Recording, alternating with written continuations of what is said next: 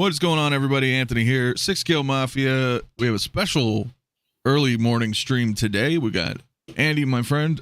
How are you doing from Iconiq Studios is joining us today. Pleasure to have you. I'm not bad, man. Thank you. I'm thank you. Just apologize to everybody if I'm a bit sniffly or coughy or spluttery in advance. You know, headphone warning and all that. No, absolutely, it's okay. It's definitely all right. Of course, we do have brother cousins as well, my man. Hey, how you doing, everybody? And glad to be here. This is going to be awesome. This is going to be great.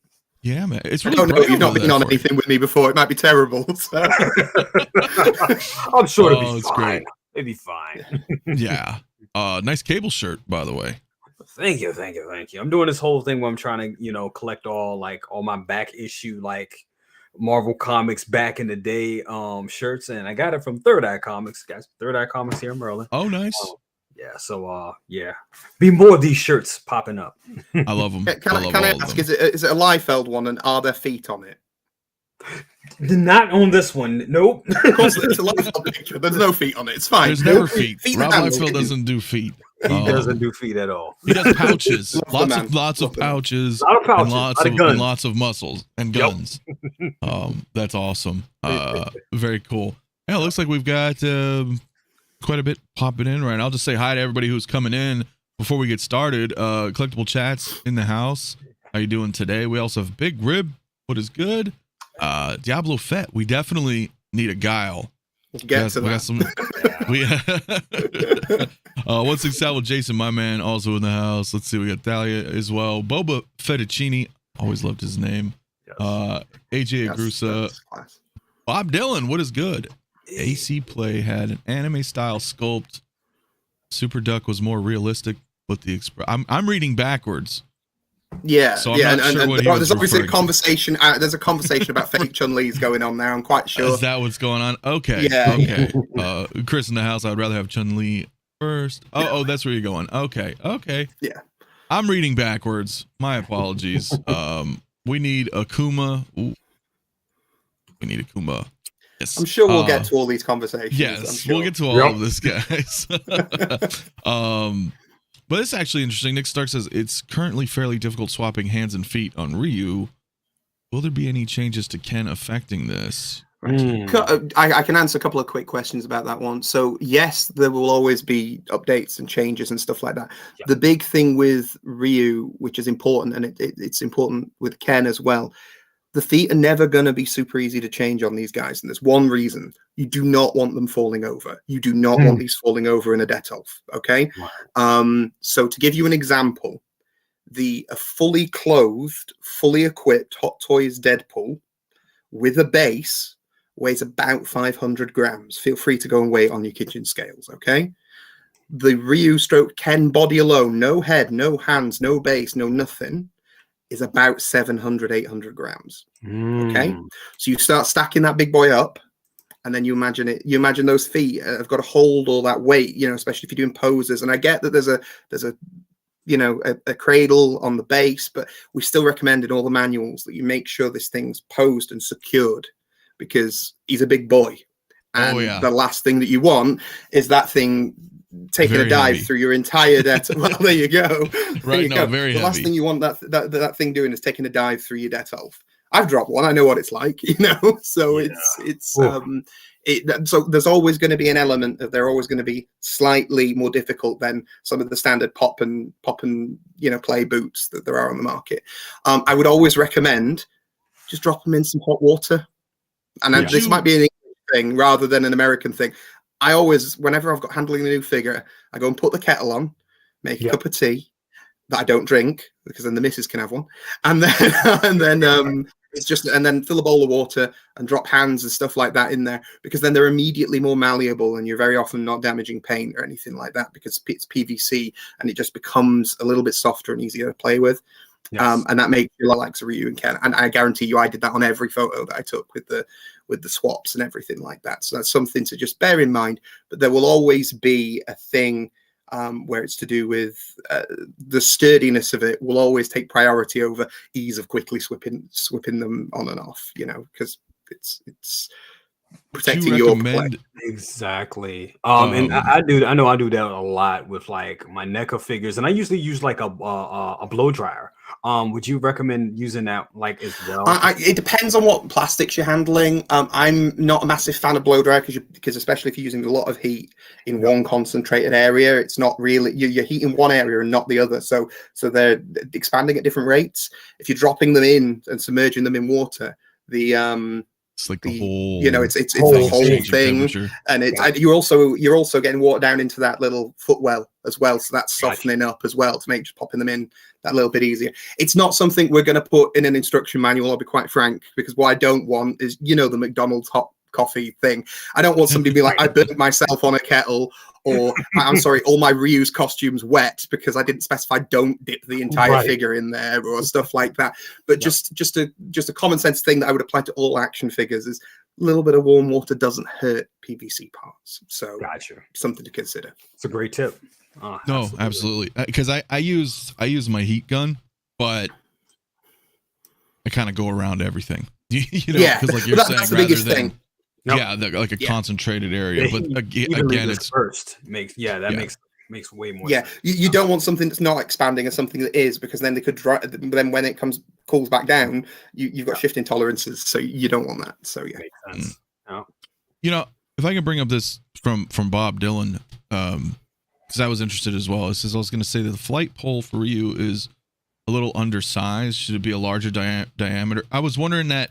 Do you feel because it isn't a flight pole? Right. No, it's definitely not a flight pole. That's why it says in the instruction manual, put your feet on the floor, because it ain't a flight pole. You're holding something that's the better part of 900 grams in the air. We're talking heavier than Iron Man, potentially, depending on the Iron Man you're handling, on a pole. Now, don't get me wrong. Will I take a cheeky photo? And I've done it for the photography for the pre-orders.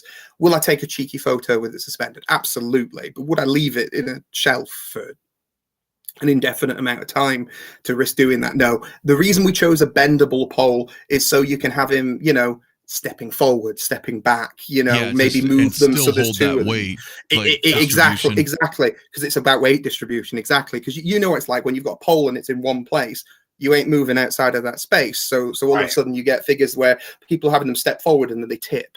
So with something that's lighter, like an American Psycho or something like that, no problem.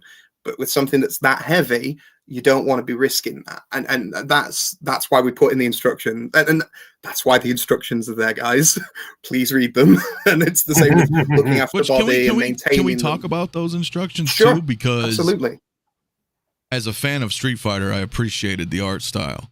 I liked how you have with some special moves and some of the comic strips kind of look like the strategy, like the Super Nintendo strategy. I would absolutely love to take credit for all of that, but can't. So our art team of like Max and Hugo and Alexia are they're so super fanboy. Like I'll say something. And they're like, "Oh, I've got this." I still remember, a day earlier on when we were like pitching to Capcom, and they were like, "We want you to pitch. We want you to do this." Mm-hmm. I was like, "Cool." Where we did a concept deck for them, and I went to Hugo and went, "We're doing this thing. What do we do?" And he basically just pulled out all these Art of Street Fighter books from like '93. I went, "We do this," and I'm like, what? And he's like, yeah, and there's these video game guides that I've got from back then, and there's this and so there is definitely a lot of influence. And when, to be fair, when we actually told Capcom where we'd got the influences from, they were like, "You've got those?" And I'm like, kind of, yeah.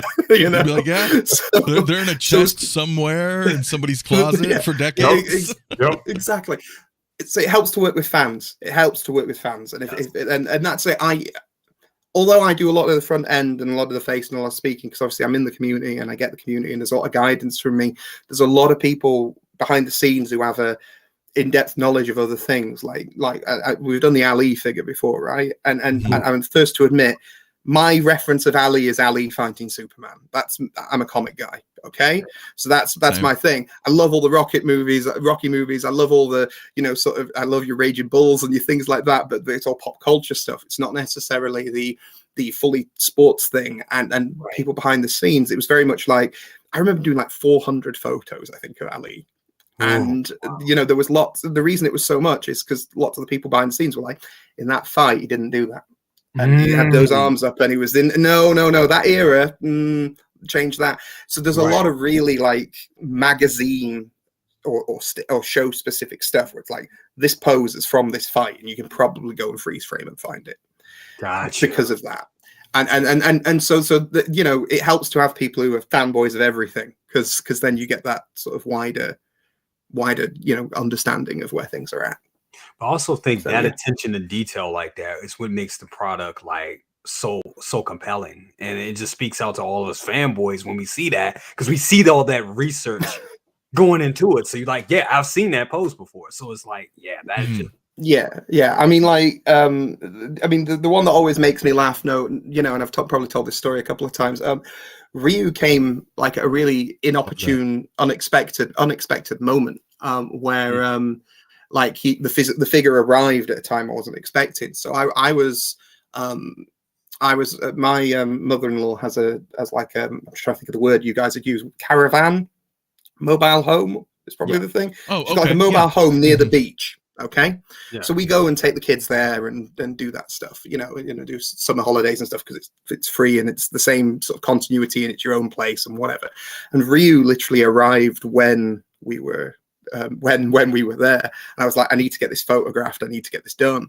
Yeah. So Ryu got driven up to where I was, like 400 miles to where I was, because we weren't shipping that via Royal Mail in the UK. That was not a thing. And so those pictures were taken in a mobile home on folded out chairs with all sorts of weird and wonderful backdrops and 2 spotlights and stuff like that. And I think I even used like fishing wire that was there to suspend him for the jumping for the uppercut and stuff. So there's lots of stuff that's really kind of raw and very much like we would already do in collecting photographing and stuff like photography and stuff. Yeah. So even though it looks professional at the end, that's all the artists making it look that way. But some of the thing that's really important to us is like not like going mental on the Photoshop of the figures and trying to get them as pure as they can be. Exactly. So like one of the examples I would give you is there was a couple of people that were very much like, American Psycho, the paint's chalky in the pictures. And that's because when you take photographs, and if anybody who's done this before of prototypes, quite often they're not on final PVC. Okay. You might be taking photographs on a hand sculpted clay done head that's been painted on, whereas PVC, when that's painted on, it's porous, so the paint sinks in, and stuff like that. So you look at the original and you go, that he's got the shine to it, and it's like, because it's literally a hand carved. This is not a 3D done thing. This is a hand sculpted figure. Whereas, and then that becomes the mold for the proper one, and you go down this road of making sure things get better and better and better. So we try and use the guide of pre-order photos being, this is what is expected, and they will be better than that. It's kind of, or it'll be that or better than. That's kind of the kind of the ethos behind it. So I mean, like you just showed Psycho, you just showed Bateman there, and obviously I have Bateman here. We're on a rubbish webcam, so like bear with me. But let's whoop. I just took you out. My apologies. Let's bring you back in. Get rid of me. It's probably a good idea.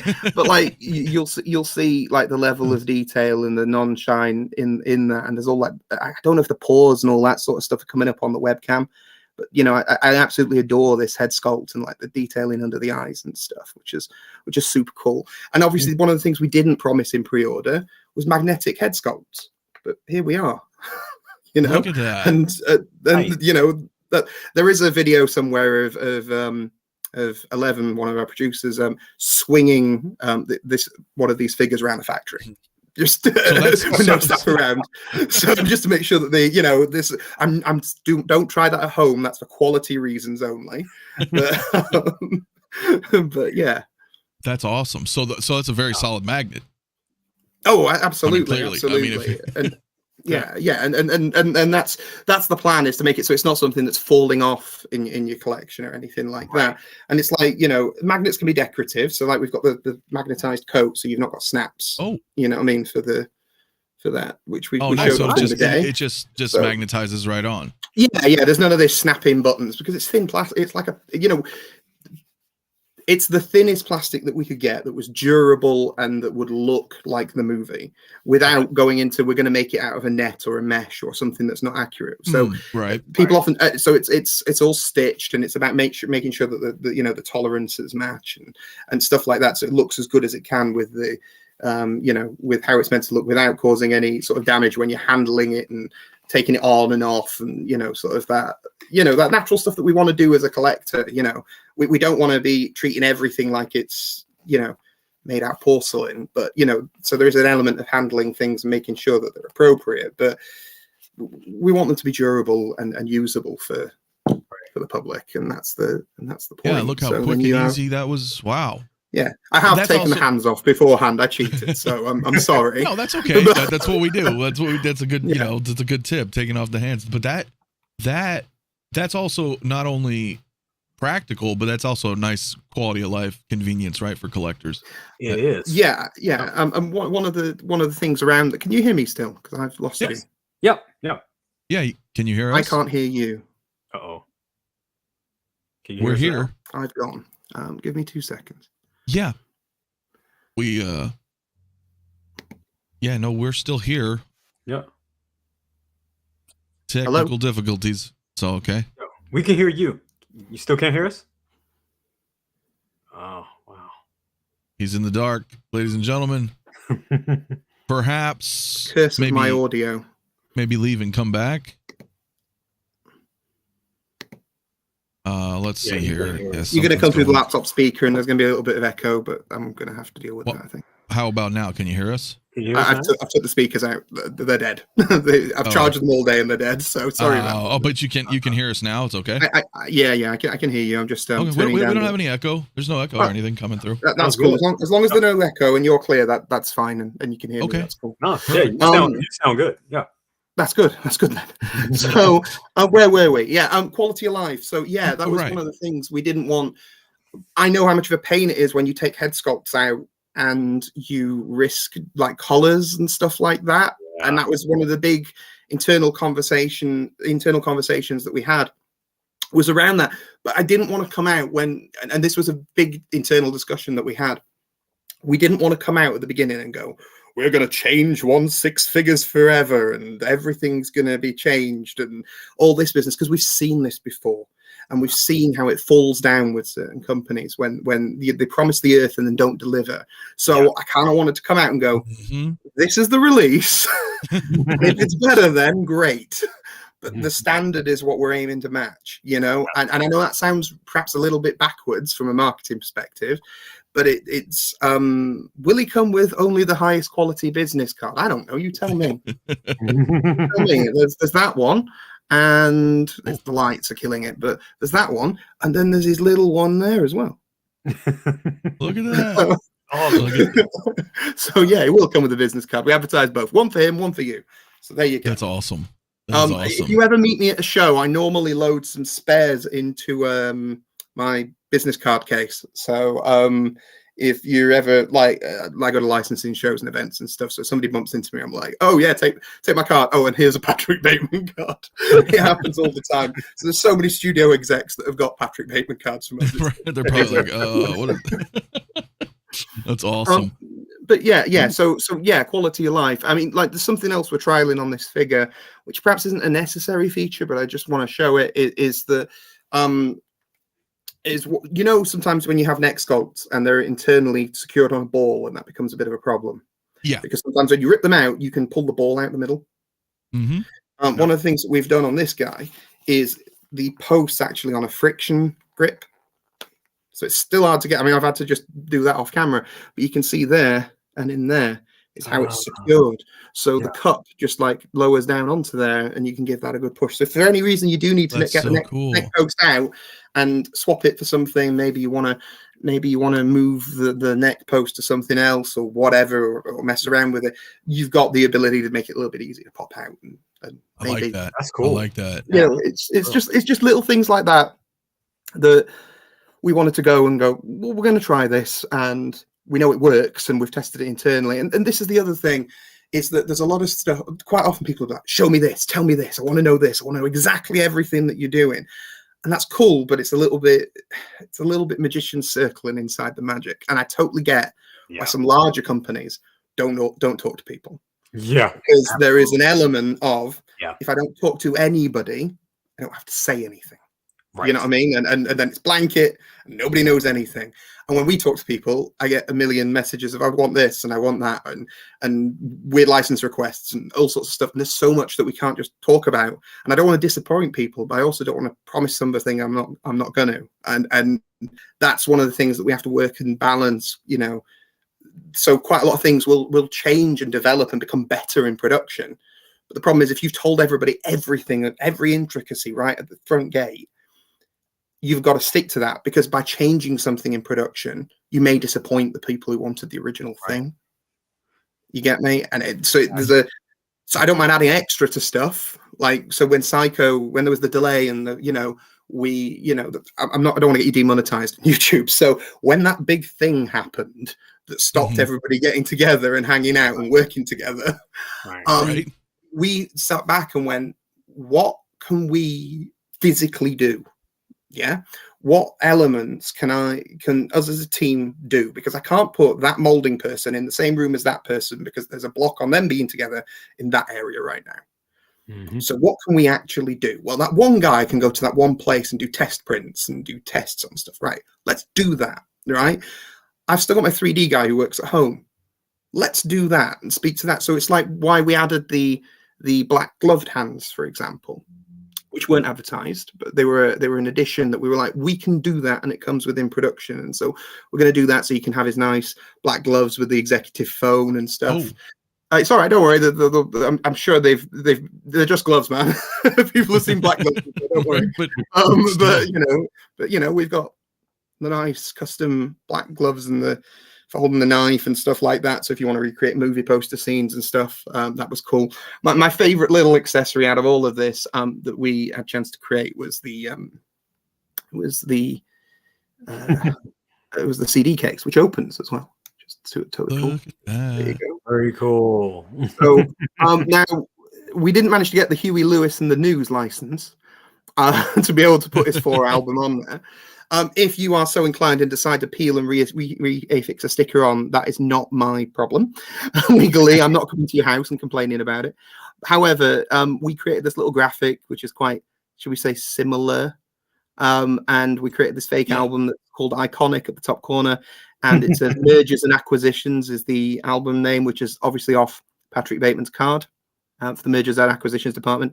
And on the back, although it's super small and probably going to be almost impossible to read in hand, all those track listings are the lines of dialogue between Patrick and Paul Allen in the apartment when they have the conversation about, yes, Paul, and and all that. All those lines of dialogue are actually the track listings on the back of the box. So it's like a really cool little Easter egg. And there's a lot of we got some guy on YouTube. I don't know his name, to call him out and say, oh yeah, you saw it, great. There was a picture he noticed, and he noticed on the Patrick Bateman base that quite a lot of the news headlines are movie references and lines of dialogue from the movie and stuff like that. I'm simply not there and stuff like that. All this stuff's sort of been sort of purposed to fill the newspaper headlines out, to make sure. And you'll be surprised how difficult it is to actually get hold of like templates or 80s newspapers, so you're doing it right, because that one guy's going to come out and go, I worked in 80s newspapers and that looks nothing like So there's a lot of things. I mean, like, we've got the box here as well. So like there's the Bateman box, which is another beautiful painting by Hugo, who does a lot of our wonderful artwork. And this has been put together by them, Max, Alexia, and Hugo, and they've done a really, really good job. And on the inside, we've got the kitchen. Nice. Which is nice. Very nice. That's cool. Then on the other side of the box, obviously we've got the back and all the legal mumbo jumbo, which nobody's going to be interested in, but everybody will be interested in the CD sort of rack. Oh yeah. Now, some people will ask about this, and that's the painting at this side. Obviously, the picture of Bateman. The paintings that appear in American Psycho are actually copyrighted, so we couldn't use them. But what we did is we took one of our early concepts for the box and put it inside there, which was based on one of the paintings. So one of the concepts of the box was actually going to be one of the paintings and to be really redone. So that's what that is, if anybody's wondering. So there you go, permanent reference there. I like that. I mean, this is spoilers for people, but you know how with Street Fighter we did the moves list for the inside of the box with the credits on and everything like that. Yeah. So for American Psycho, we did the one thing Patrick never had. We created a reservation list for Dorsia, which I'm on somewhere. And you'll see that Paul Allen's been scratched off for reasons unknown to me. And there's a special thanks to two people within the community, Kevin and Dean, who helped us do the backdrops for the original American Psycho for the teaser pictures. They did the backdrops for that, so we wanted to just say thank you to those guys and pop that on there. So yeah, there's a reservation at Dorsia on there. So there you go, and all the credits and my lovely name there, which I'm always proud of. I'm always proud of as a lowly reviewer that got started in this thing, that I get to do it. You know, I'd say lowly reviewer. It's perhaps actually doing YouTube and being a fan and being in this community has been one of the best things I've ever done. I agree. CD, get out of here, Oilers. I know some people would probably. The Galaxy must have been super confusing for you. Like, right? Oh gosh, wow. Well, that's a lot. I love that. There's a lot of attention to detail put into exactly. Yeah, that's awesome. It's about the way I kind of like want to treat every figure is, if we were shutting tomorrow, which we're not, no, don't panic, everybody. But if we were, I want to treat every figure as it's the last go we're getting. Yeah, it's the last time we're ever going to get to play with that figure. It's the last time, and that's why there's kind of the iconic promise of that we're not going to be doing reissues, because I don't want to be going back over this. Treadmill of stuff, and we slightly tweak this and we slightly tweak that and make people's previous one feel inferior. No, we'll do a different version of a thing, but we're not going to go back, because creatively that's really draining, and also it's positive from a community aspect. And I know there's some people who go scalpers and what if I come to the party late and stuff like that, but no collectible is ever that's the nature of the game. And the thing is, like, looking at the properties, like I'm looking at some of the properties that you guys have taken on, it's like a lot of stuff like Elvis. Like, you can do so many different variations of Elvis and a Muhammad Ali, so yeah, why go backwards when you can just keep moving forward with those? That would be that's right. And that's what it's about, and don't get me wrong, I want to be able to do iterations on things. One of the things I really enjoyed coming up with and getting told, I'm not sure it'll work, this, that, and the other, was the blood effect axe. I was like, so I'm just trying to shield you, because one of the things I kind of want to show off, and my lighting's terrible, is that it's not we've just made a red piece of plastic. This is kind of like semi-translucent, so when you've got it in the right light, it looks like a spatter. Yeah, and so it was like, not because the concern was making something like this could look like a cheap toy, right? And I didn't want that in 1/6, so it was a real task to get that done, and to get it to look like that, and then just have it naturally be soft enough but pliable enough that it can fit on the end of the axe like that. And I'm really proud of getting my way, shall we say, with production. To be like, I want to do this, go away and do that thing. And it's that sort of thing that's really rewarding. It's having an idea in your head. You're in the car, you're on a plane, whatever, and the idea. And getting to realize that is really, that's seeing it come to like fruition. You're like, oh wow, it's the reason I get up in the morning and do that, because like for every creative cool bit we get to do like that, and there's invoices and there's emails and there's speaking to production about scheduling and international time zones. So like, I mean, we've had fun scheduling this, but it's like very often I'll be on 6 a.m. or 4 a.m. with China, and then I'm on at 10 o'clock at night with Brazil, because Hugo and Max and Alexia and all the team, they're over in Brazil. So it's like sort of scheduling that and working both ends of the day and going, I'm going to sleep for an hour in the middle, that's what I'm going to do, and then having an 8-month-old son and going, yeah, that's not happening because I've got an 8-month-old son. So that's always fun. But yeah, so that's it. It's about making sure that we manage stuff and manage expectation, and also create the cool stuff that we'd want to own as well. So that's absolutely. Yeah. And it totally makes sense too, you know, from a development standpoint too, right? Because like we mentioned, that is the nature of the game. Some people, early adopters, you know, are coming in late, you know, didn't know about this or that, but it's always best to just keep going forward and improving on and moving on. And, you know, if you have an opportunity, you can find something a little cheaper down the road. That's on you. But absolutely. And we did Waitlist, and I'm going to be really clear that we don't overproduce for Waitlist. We have a little bit of overflow, okay? And overflow, if you've done anything with figures, is basically for if something's broken or there's a problem, you've got a figure to rob from. You know, you've got the graveyard, as it were. To be able to think. I'm really lucky that we haven't had that with Ryu. I'm like in the single digits still on replacement stuff. So it's great. Insane. I like to be that I'm very proud of the QC that's been done, because it's saved me so much time and hassle.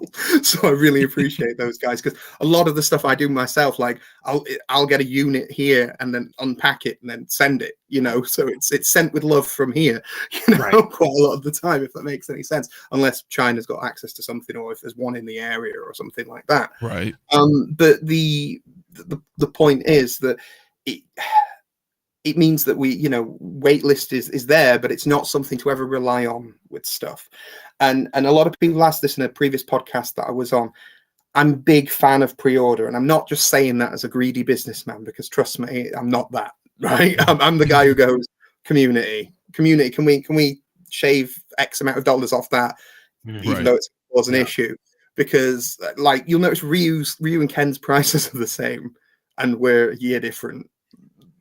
You know, that's a conscious choice by us to go, you know, this is a line and we're trying to stick to that as much as possible and manage that, you know, whereas there's been a lot of companies in between that have gone, oh, it's a year later, that's $40 more, thank you very much. We're trying to because it's a year later, we're going to exactly. So we're trying to manage that. I'm not promising that. I mean, like, shipping's gone boom. So like, you know, the original Ryu was free shipping because at the time we had that facility. Now shipping's substantially more expensive. So that's why they're shipping on Ken. But you know, in general, it's about, you know, trying to balance that and make it work as effectively as we can to help people out as much as humanly possible. So we do make those choices. But yeah, so Waitlist is not a thing to rely on. I'm a big advocate of pre-order, because by pre-ordering, you're saying not just to me as a company who manufactures, but you're saying to the licensor, who everybody reports to. So it doesn't matter if you're Hot Toys or you're Star Ace or you're inArt or any of these other X06, any of these other wonderful companies that are out there. The whole point is you're saying, yeah, I want this company to continue with this line. Right, I want this. There's a demand. I want this. There's a demand. And then the people get to report that to the company. And then the company goes, yes, there's a demand for that. Because the reality is these companies, they aren't making bank off us doing our little niche collection. And they don't care about 6 scale either. Let's be honest. They don't. They're not collectors. They're looking at dollar signs. So the numbers, they're numbers. It's all numbers. No, exactly. No, it's numbers, but it's also, how can I put it? It's about brand longevity and keeping brands alive. Okay. So, for example, American Psycho was never licensed before because it was never optioned before. The likenesses and all the things weren't in the same place. And this was a result of being at the right place, the right time, speaking to the right guy, and having access, because we went directly to Pressman Film, not the distributor, not anything like that, literally to the filmmaker, Edward Pressman, who recently passed away. It was one of the things that actually delayed a little bit, because some of the approvals we were going through for box art, he passed away, and that slowed the whole company down because they were dealing with that, you know. And so there's a human element to all of this thing. But yeah, pre-order is really important, because you're telling that end company that we want to continue that, and all these companies are really trying to get their brand in the public image. So you think of how many times you've gone on websites and there's a story about Marvel, and it's not a picture of the actor, it's a picture of an action figure in its place. Yeah, how many times? You go to comicbookmovie.com today. I'm quite sure if you sift through, you'll find a hot toy on one of those thumbnails. It will be there. Okay. And that's because the toys are creating brand awareness. The collectibles create brand awareness, and that's really important for these companies, that they're part of that brand awareness. It's not just, you know, some crabby Photoshop, you know, and it keeps that brand alive. So that's why quite a lot of them are invested in this idea of how it works, if that makes any sense. Oh yeah, no, 100%. Brand awareness is key, and yes. I'm taking notes on honest level communicate. Look, it's right. Good. It's good to be to know, and what you're talking about is exactly what collectors, aka customers, want to know, right? It's exactly. that and I understand there's only X amount of transparency, right? Because like you said, there's magic behind the scenes. It's, you know, there's movie magic, right? There has to be the movie magic. There also has to be the elements of chaos where you go, oh my god, how am I going to deal with this? And you would never put that public, but you get there and you solve the problem. You know, if every figure manufacturer went, oh my god, we've got this thing and I don't know how to do it because for some reason all the people can't get together in the same place. What's the solution to this? Yeah. If every company did that, we'd think the world was in flames all the time. You know, there's got to be an element of, it's the swan, looks elegant underneath, but they're paddling underneath, beneath the water to make sure things are taking over. It's when people are lapsadaisical and just sit back and go, nah, we're not. we're just gonna coast and not do the things. It's the difficult decisions that need to be made quite a lot of the time. And we've learned a lot. We've learned a lot in development, production, all of those things. So well, and it's a constant. It's always in any trade, right? I mean, there's a constant learning curve as well, and getting hey, this is what we did on maybe Ryu, and just as an example, right? Maybe then we're going to improve upon that a little bit, with Ken or something like that, or like some sort of earlier. Those things and accessories and stuff like that. We know from a collecting point of view that some people struggle with the Hadouken linked hands, and I get. I couldn't do it. I couldn't do it. I'm not gonna lie. 2 o'clock position up, then bend his body over, and then arms go in a lot easier. It's the reason that we chose the silicone body in the first place. It's the reason Capcom allowed us to do it, was because when a lot of 1/6 figures are made, obviously you've got to do the big bulky chest, and the arms can't come in on a solid plastic form figure. Yeah, right. And I remember having had the meeting with TBL and going to pitch to Capcom for the first time, and literally my pitch consisted of, right, we'll do the numbers in a bit. Let's play with some toys. And it was literally like, I want you to pose that. I want you to do that. I want you to, swap these things on, and getting them in the habit of actually, figuring out how, because I knew what collectors would experience, because I'm one of you guys, and know what the unboxing and that thing. But if you've never, if all you see is a spreadsheet, you've never dealt with that sort of, there's no hands-on anything there. Yeah. And so to be able to just show and demonstrate it, and that was really important. Somebody said, I would like to know if the bodies used are identical to TB League's own bodies. They're not. They're fully custom. So like the material is their material. Okay, so that's very clear.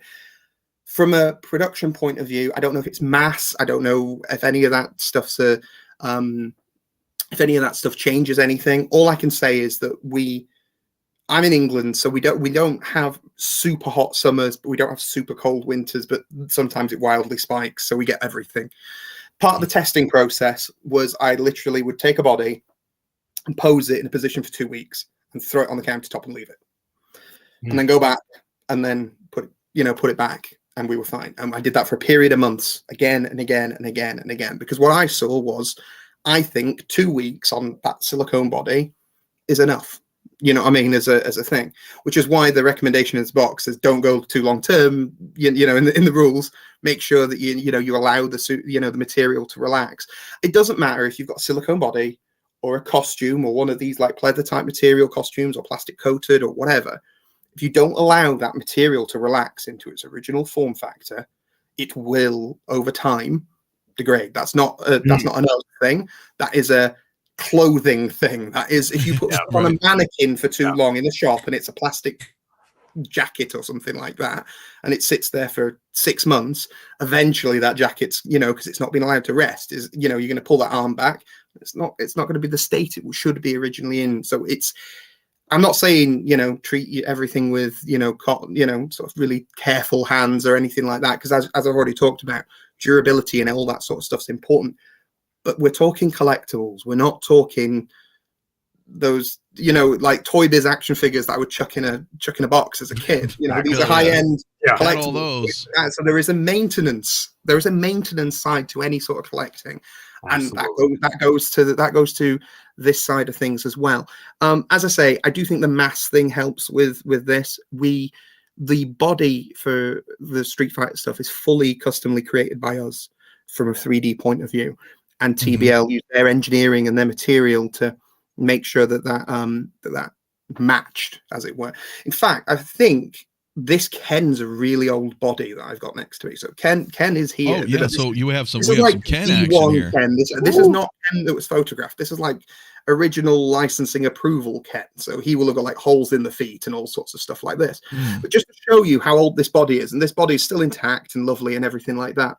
If you've got Ryu, you will know that the hand pegs are double the size of those hand pegs there, because they're classic tiny TBL hand pegs.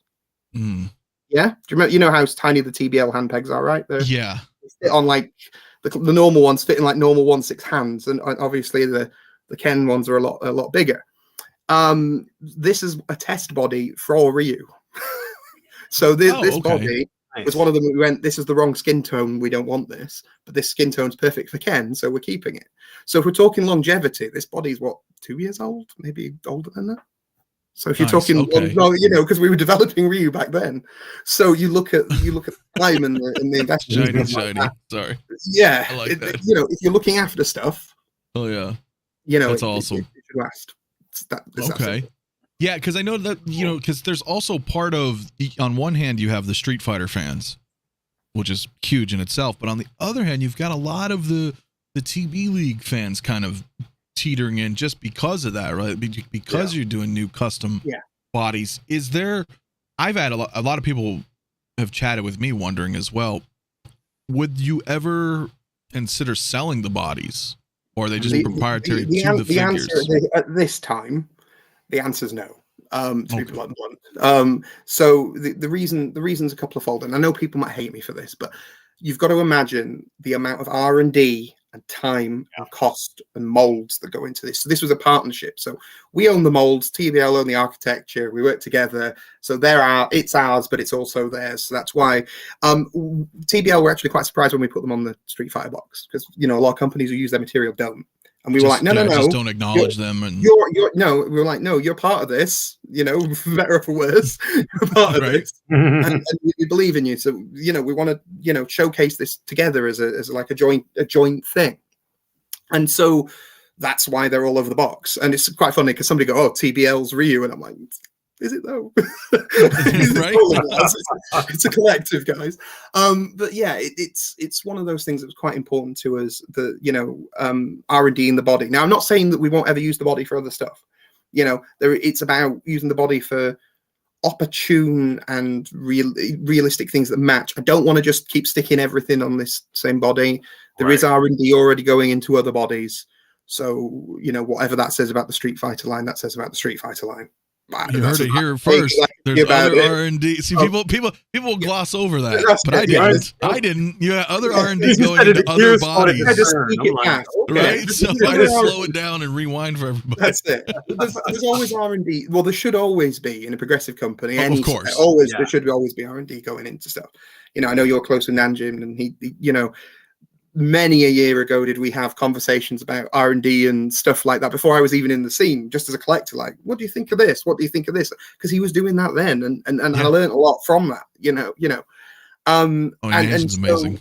He is. A lot of time for him. Love meeting him in person. Love, hanging out with him is cool when we've got the chance. And so yeah, it's, we don't want to sell the bodies for a couple of reasons. One, we put that body on the market tomorrow. To be fair, Ryu is currently relatively, and I want to say relatively because it's still doable, but recast proof. Because what are you going to put the hands on? What are you going to put the head on? Yeah. Is it going to be on an M35? He's going to look like he's been on a diet plan. I can do that. Ryu doesn't need it. Right. So it's very much, it protects our brand. And I know it might sound a bit selfish for everybody who wants to go mad. No, you have to protect the brand. Absolutely. Brand protection. This is your. and sort of also, you know, it keeps it special, you know, the skin colors and stuff like that.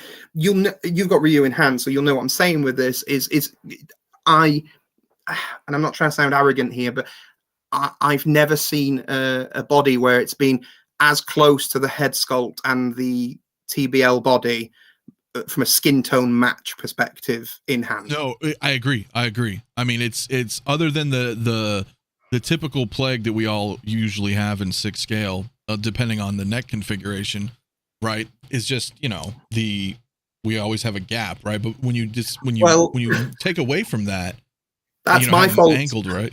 Oh, that's my fault. That is literally my fault. One of the briefs was this has to be square on the top.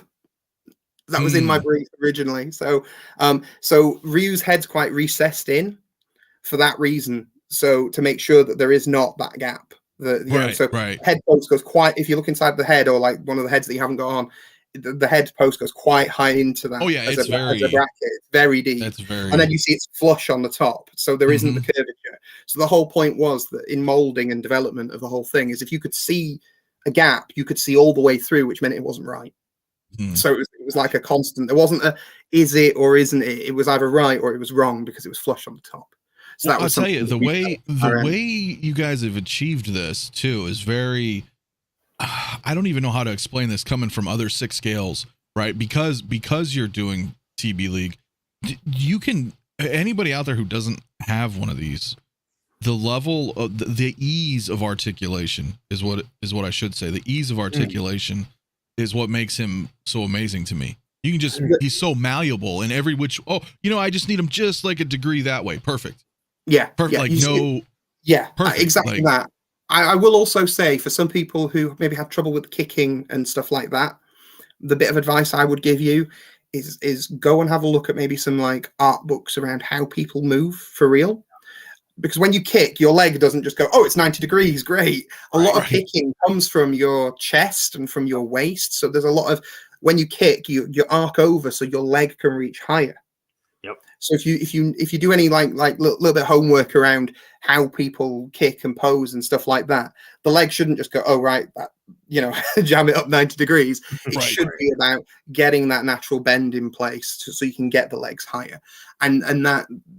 Just that little bit of homework around that can really help with your posing. And I've seen there's some wonderful videos on YouTube of people going nuts with poses that make me feel embarrassed. And I took photos of the original thing. And I'm like, God, I wish I could have hit that pose. Right. And like, wow, damn, I didn't. You guys with the donkey kick and stuff like that. And I'm like, wow, you know, it's really cool to be. I'm very aware we've missed a lot of comments. It's like 203 comments in the chat. Yeah, we got a lot. Let's see if I can grab giving me slight palpitations, to be honest. Well, I got a lot of fans. A lot of, I put a poll in the chat, and again, this was completely arbitrary. This has nothing to do with Andy or Iconiq, but I just picked 4 random characters of Street Fighter in the chat with a poll asking who they'd like to see next, and almost 50% they're saying Chun-Li. I threw in Akuma, Guile, and Cammy. Just random arbitrary Street Fighters. I can't comment on what's coming next because there is a figure in approval.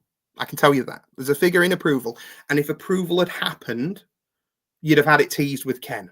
So we're holding that back, right? So the minute that gets approved, we then do some fancy art around it because I ain't doing art on it until it's approved for obvious reasons, right?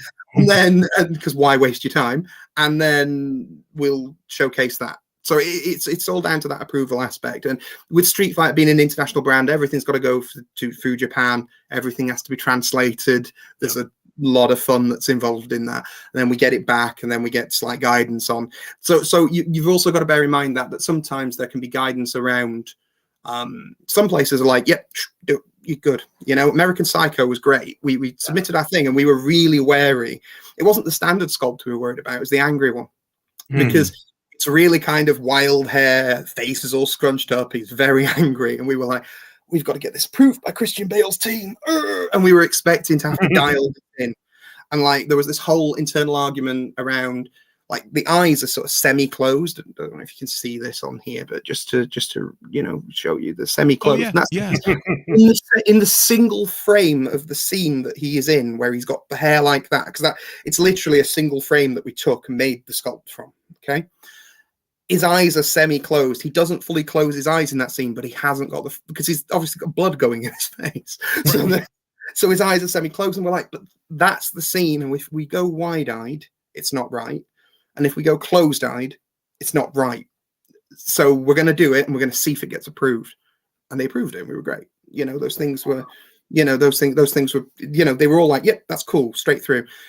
With things like Ken and stuff, there's always suggestions and art and stuff like that where we have guidance, but also sometimes that might lend us to go, okay, well, if you've allowed us to do this, or you've made this change, which makes it similar to another version of a character, will you let us put the short hair in, which perhaps wasn't in Street Fighter V, which we have.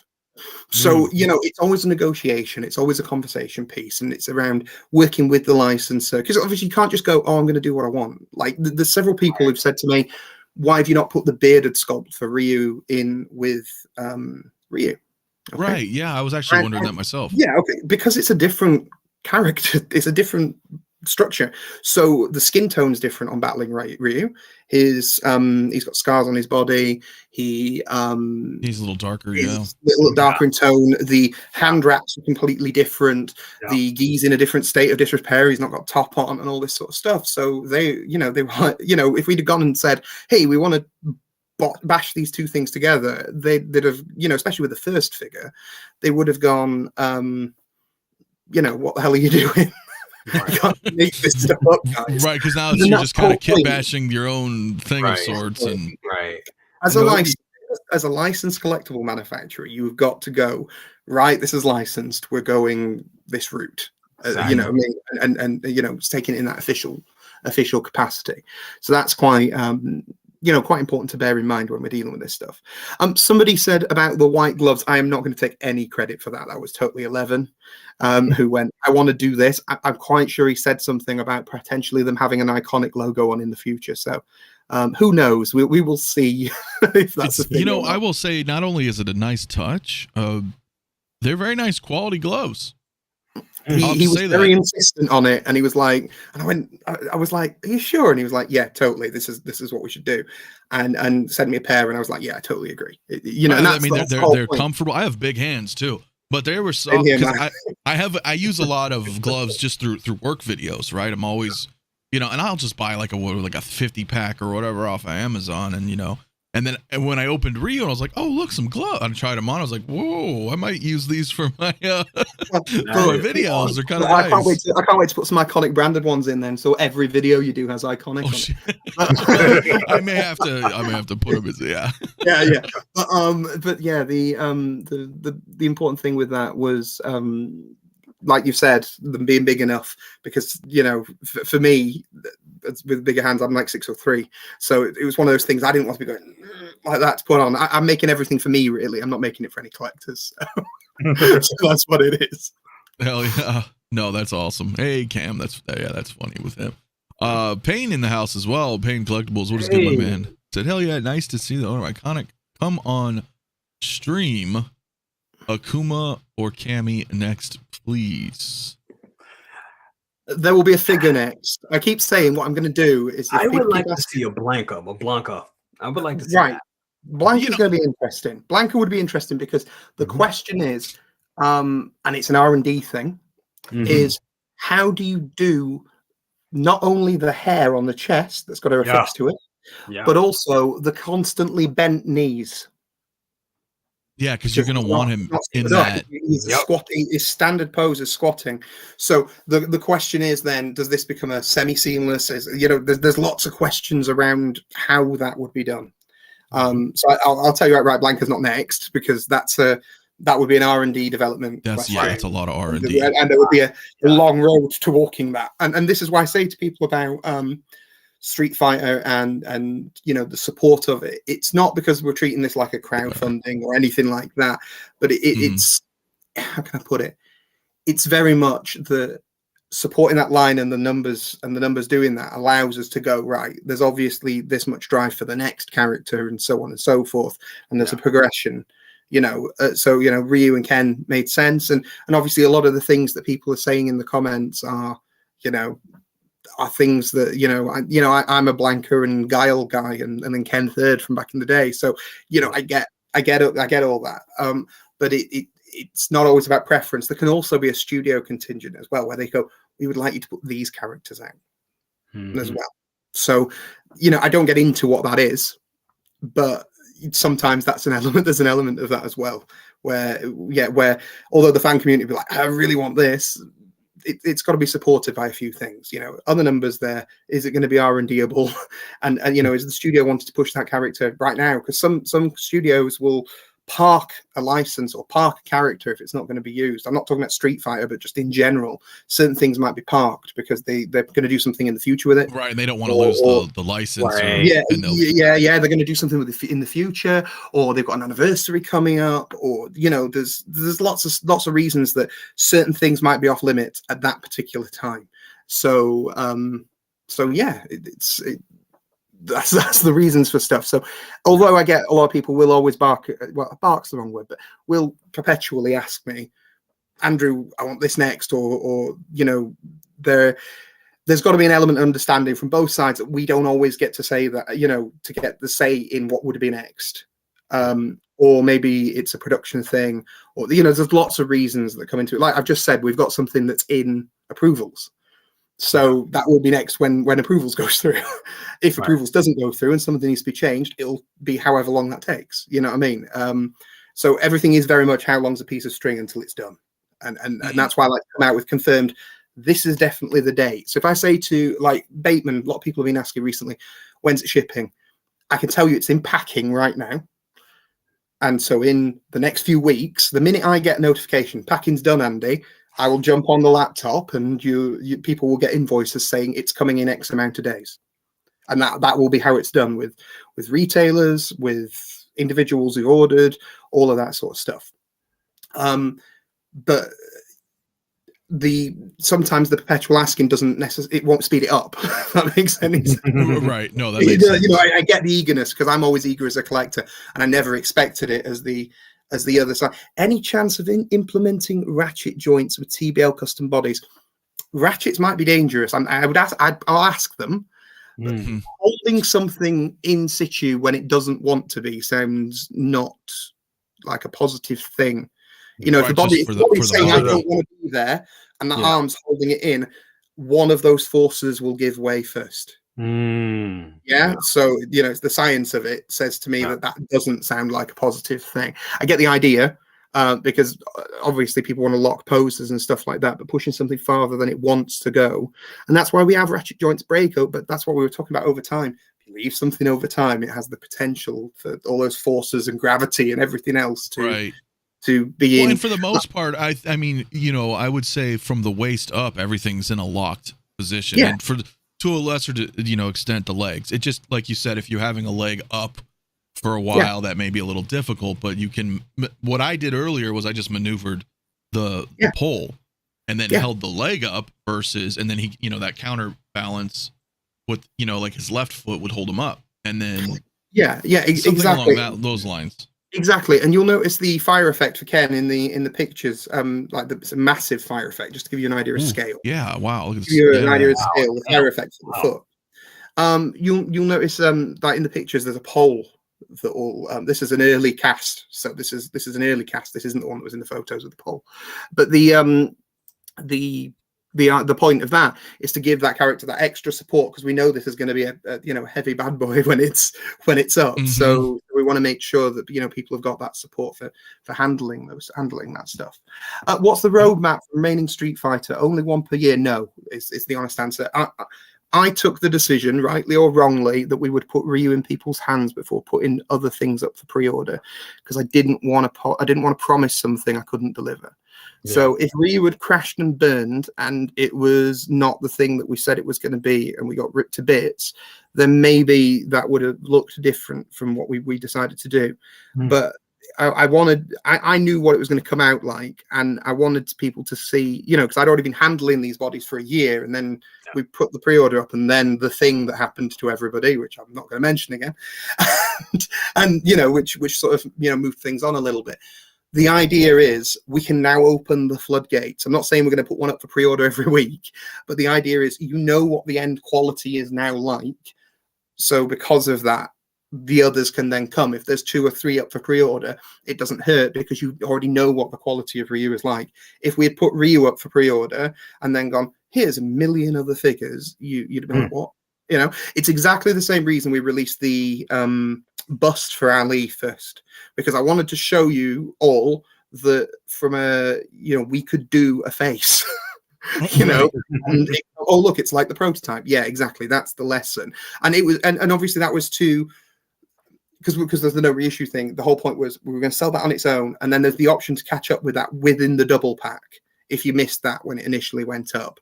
And then there was also the single version of Ali if you wanted to have, if you'd already bought that. So because we didn't want any early adopters to feel like they'd missed out because they didn't know what our roadmap was going to be. So that's kind of the one sort of semi-exception, because it was about managing. I didn't want to upset early adopters because I'm a collector too, and I'd have been miffed if people had been going, no, you can't get that thing anymore. You know, so it was, you know, there's a lot of things we have to circumnavigate when we're dealing with this stuff. So yeah, so now we can open the floodgates on Street Fighter. When you've got American Psycho in your hand, we can, you know, other licenses and other things can come to the forefront. By the end of this year, based on our production capacity and expanding, we should be back up to date, basically. So you know, I know we're behind on Ali and Elvis a little bit, you know, by like a quarter or something like that. And what we do is there's an update section on our website. So nice. One of the things I want to do is just like, if the minute I know something, we can jump on the website and go and tap away at it and go, this is the new schedule. And then you just know. Yeah. No. And it's transparent, and you don't have to go, oh, when's this? Because it's on there. You know when I know that. You know what I mean? Right. And that makes it a lot more, you know, easy. Like, so the day that American Psycho picture went up was the day this figure landed in my house. You know, I took the photos and right, we're going to put this up and we're going to let people know that we've greenlit it, because I want, because, you know, flying around's been a bit of a nightmare still until recently, you know, in certain parts of Asia and stuff. I wanted to know what the figure was like, so I wanted it in hand before we agreed anything. So I will always get a figure in hand to greenlight everything before, you know, if that means me over there seeing it or if it means me here, I will always get the final say on that figure going out before it goes out. Right, whether local or remotely, you know, you get to see it. It's none of this picture business. So one of the things people often don't know is so smartphones these days have a lot of machine learning in them. Okay. So they learn what you take pictures of on a regular basis. I'm very lucky that a lot of my devices have been taking pictures of figures for years. So it's great. They've learned to take pictures of figures really, really well. But it also means that people in different countries and stuff like that, we've all got different skin tones and palettes, as families are different. You know, you know, you've probably had a phone and somebody else has taken a picture of you. I don't look like that. I don't look like that or that dark or that grey or whatever, you know, that you coming out on a device. And so one of the things is when I get pictures from China, I get pictures that are not necessarily the same palette because of skin tones, because of factory conditions with, you know, lights and stuff that are, you know, it's great, but it's not always the true, you know, what it's going to be. So I always want one in hand. And then I can look at it with my questionable eyes with my glasses and then go, yeah, enough. We're good, right. You know, we can go from there. And I think that's one of the important things, is always to see it, check, and if there's something that can be fixed or changed or whatever, you know, we can do that before. Well, that's what makes it difficult too, right? Because I mean, I you know, having some experience in the, you know, background with that too, is that every phone, every computer monitor, everything you look at, your color may look different than the next item that you're on. So as far as a remote situation, I understand the frustrations, because I'd look at something and be like, that doesn't look right, you know, that tone. But then I'm like, oh, wait, it's just my monitor. Right. Because I can look at it somewhere else, you know, and people in the community always happens as well, where, you know, we could say Hot Toys or any company will put out photos and then they may question it. But then when they have it in hand, it's a whole different, you know, it's a whole other story. They're like, oh, wow, okay, no, this is actually really, really good. I just couldn't tell because, you know, whatever device they're looking at on, you know, or depend on the photography too, right? The lighting, everything is lighting's massive. So much factors. Lighting is massive. Lighting is everything. Yeah. And that's it. And obviously there's a lot of technicality now. Sorry, there's a super chat there that says we do have a super chat. Street Fighter 5 characters Y. At the time when we took the license, 5 Championship Edition was the game. You know, was the one that was out. At that point, my angle was, if I can get my hands on any Street Fighter, it doesn't matter, because I want to do Street Fighter because I'm a big fan of video games and pop culture. And also the thing with 5 in particular, the things that stood out to me were it's things like the musculature and the style that they had in that particular game. Exaggerated. Exactly. I was like, that's a very distinct thing that I can go, this isn't just your standard body. This is making a statement. I know we've got 6 around the corner. It's a very different style. Can't wait. I think if we had opened with like the new Ryu or the new Ken, there'd have been people going, oh, I really want a Street Fighter 2 looking Ken, or I really want like a Gi Ryu. And I know they're going to be DLC in the new version. But the question is, can you get the license and then get the DLC version characters out classics? First? Yeah, because they've shown, I think, there's a million Chun-Li and Guile's classic outfits so far. Yeah, I think. Exactly. And so this was the thing of what can we do within the license? And the beauty is that we already knew what was in there because all the DLC was already in the Championship Edition. So we knew what to maneuver around with. You know, it was right. We've got this. We can do it. Now, if we move to 6, or I'd love to go back to 2 at some point. But the whole point is, if we went back to 2, Ryu would look like he did from 2. It wouldn't be, you know, you'd stand those figures together and go, they are completely different. You know, and that's in the same way that if you stand a Chris Bale and a Batfleck next to each other from Batman, they're both Batman, but they're both not the same Batman. You know, and that's the thing. It's being able to capture all of that. But the whole point is being able, especially as a young company, when we took these licenses, to be able to go up and go, oh yeah, we'd like to take this, please. We've not made figures before, but we're gonna have a go. You know, it doesn't leave you with the best room for negotiation, but at the same time, there was a belief in what we wanted to do, and you know, we demonstrated that we could do it before we went along with it. So that was the whole point of why 5. It ticked the classic box. It ticked the mission statement of what we wanted to make and do. And I like the aesthetics of. Now I know some people don't like the big over stylized aesthetics. I do. And so I thought, yet again, it's one of those very large, you know, things that we could do, and it lends itself to other things. You know, if Marvel versus Capcom ever became a thing, you've got a very similar style in a lot of the. It's kind of what I'm building with the comic stuff. Yeah, for me, I'm a massive comic guy, so I know. The same as me and Jay, and yeah, a lot of us are. Speaking of Jay, though, do you have to get going right now, Jay? Yeah, I gotta dip real quick. This has been great, Andy. You're amazing. No, at all. Thank you for joining us, though, man. It's much appreciated. Absolutely. I do have a couple of questions. One, my first question would be, and I know you probably can't go too much detail with it, but are you guys on any more Capcom properties from that? I can't go into it.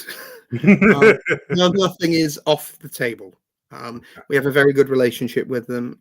They have approached me about certain things, and that conversation will go from there. You know, just to outline how big, you know, if we're gonna, you know, without going too much, because I know you got to get off, but like Darkstalkers. You never know. I've had a conversation. I was like last time I was at the show. I was like, Oregon looks really good up there, you know. So you know, there was stuff there. I'm a massive Dead Rising fan, huge fan. I know a lot of people aren't. Oh God, I love Dead Rising. My opinion, there's a board game there. That's the biggest thing, because we also do board games. We can get Resident Evil. I mean, obviously, Damn have just done 2, and two's my thing. I once held a record in the UK back in the day for it. You know. Oh, okay. I have their very, very fast. Yeah, very, very fast. Used to be able to clear that game, but the you know, the Damn toys obviously have 2 or had 2. It depends what, you know, else is available on that, and if it's a viable thing, and if they're wanting to push it at the moment, because yet again, like, I'd love to make stuff from 1, for example. I think 1's a really underutilized. I would love a Chris and Jill with maybe you know, with this TB League style. Man, can I just say, let's not forget Barry. Like he's the Barry. most forgotten character in Resi, and I love him. Chris's blood. You know, exactly. Just those lines of dialogue, my man.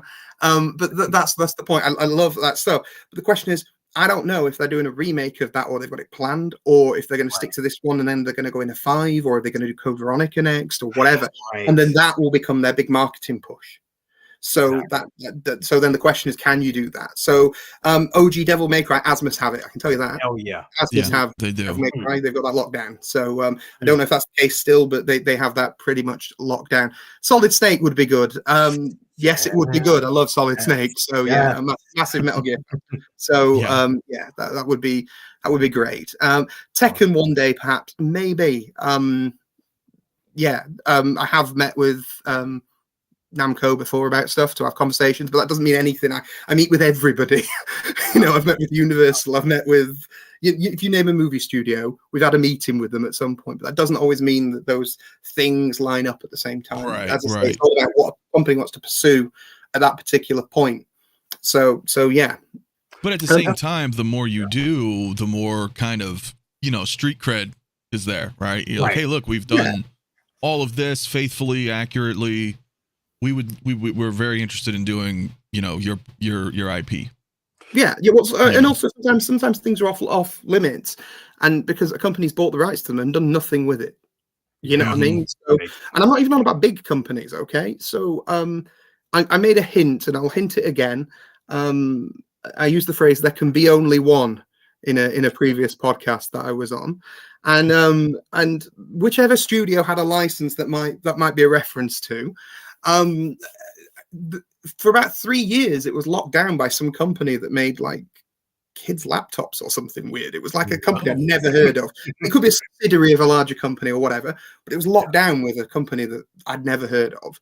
And then eventually, when that expired and they'd never done anything with it, I took that immediately because, you know, I'd been waiting for it for 3 years. It's one of those things that sometimes studios are parked on stuff with another company as well. So it doesn't always give us the flexibility to do it. There's all sorts of agreements and things like that can be in place. So yeah. That is true. That is true. My last question would be, how far are you going to go into the Silent Hill line? Because those figures look amazing. They are. They're really good. I was going to bring that up. We had a couple people in the chat wondering about that as well. I mean, because so far there's 2, right? There's 2 right now. We will see. Is the I know it's the bulk answer for a lot of this stuff. Reception's important. Obviously, there's a new game around the corner.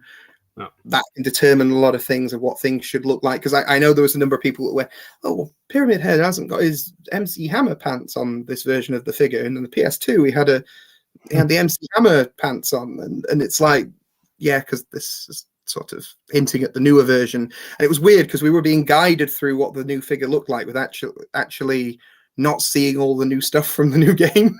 So it was a really complex process actually making and developing them and stuff like that. I love Silent Hill, you know, and I think that it would be something that would be great to do more of. It's the honest answer. So yeah. Oh, absolutely. I do have unless you had a go, Jay, but I did have a $10 super chat. From Blue Beetle, thank you so much. Says, with characters having different body types like Zangief, Vega, Honda, Blanka, etc., would those be possible, or are you focused on getting one body used multiple times, like Ryu, Ken, Akuma, so on? Well, I think I've semi-answered some of this, but it's a super chat, so I'll kind of reiterate myself a little bit. We're not locked to one body. It's not, and sometimes there will be single-use bodies. Okay, like forget the more complex stuff like Zangief and Honda and Blanka and stuff like that. You know, what normal woman has the proportions of Chun-Li? Right? You know, in general, that's why Chun-Li is Chun-Li. You know? Right. Exactly. So let's be real. That as a character is a one and done. And even if you look at 6 as a blueprint for future games, they've toned down the way that form is in that. It's more realistic because they've gone for a more realistic look and tone. So people asking why 5, obviously we want a Chun-Li's hips. That's the real answer. So no, I'm joking. So the whole point is around aesthetic and stuff like that. So yeah, we're open to one and dones, but it's about realistic cost and the implication of that. We don't want to be just going, okay, we're going to do this weird one-off figure for you, but it's going to cost you $500. We don't want to be doing that. Right. So how does that I think with the line? And so there will be elements of reuse of bodies where it's appropriate, but appropriate's the key thing. Luckily, we have a lot of guidance from behind the scenes, a lot of stuff that we get where there are certain body models that are in game that are actually shared but are not really obvious that they're the same body type. So obviously you've just said Ryu, Ken, Akuma, and those share a body type. That's the obvious Shoto design. Okay, and potentially Dan, depending on if it's been tweaked to be thinner or not for the game. Right. But but there are other characters like Guile, and I'm not perhaps going to reveal what the other one is, but Guile shares a body type with at least one other character in Street Fighter V. And because it's all posture, you'd probably never ever get who it was, but it's knowing that internally means we go, we can use their body twice and just make sure posture wise it's right. the same thing. So there's a lot of behind the scenes info with video games that we can get that enables us to look at that in a positive way and make informed decisions on that. So, yeah. Awesome. Dude, that is awesome. Jay, again, thanks for coming. I know you have to go. We'll probably answer a few more questions. Man. Appreciate it. Dude, nice to meet you again. Like I was saying earlier. Wonderful to meet you and talk with you. And once again, Anthony, thank you so much for having me here. This of course, was brother. Awesome. Of course. Guys, have a good one. I'll talk to you later. Look after you, Jay. All right, you have a good rest of your day, brother. Ladies and gentlemen, go subscribe to Brother Cousins if you've not. I have his link in the description as well, because I know he's a big fan too. Is excited. This okay. Just thank you for the and that's really the thing. I totally understand where you're going with the one-off situations. However, Chun-Li I think would be worth it, right? She's one of the most popular. They've always said Ryu and Chun-Li are going to be in every Street Fighter. So for her, I can see it being warranted. Where you're like, okay, we're going to make this one-off kind of body because it's Chun-Li. Would we maybe do the same for Zangief? Not to throw any shade at Zangief, he's awesome, but as an example, right? Because he, like Blanka, not only is he a larger figure, but then how you going to do the hair? There's ways. I mean, the other thing that I would also float is let's say we did Zangief in TBL. Let's say we magically did that. Are you guys willing to pay the shipping for that? That's a real question. If we know that Ken's body is 700 to 800 grams, how heavy is Zangief going to be? Over 1,000. When it comes to shipping and shipping weights, those things are quite important to concept within development as well. So, Ryu's a chunky boy. I think your container will come between 3 and 3.5 kg. When it's shipped, it's somewhere in that region, depending on packing and stuff like that. The backdrop to the Ryu box is around 400 grams, so it weighs more than some Hot Toys figures. The backdrop. So. Look at that how you will, and so there's a lot that we put into that to make sure that we're trying to make sure that we tick that box for fans. But there's also that amount of I understand times are hard, and I understand that collecting's people are being more choosy about their figures now than they perhaps were 2 years ago, 3 years ago. Oh, I think that's fair to say. Yeah. And so that's something we've always got to consider with that. That doesn't mean that we'll shy away from doing weird one-off stuff or passion projects or whatever, but consider the volumetric weight, which is not only the weight of something but the size of something.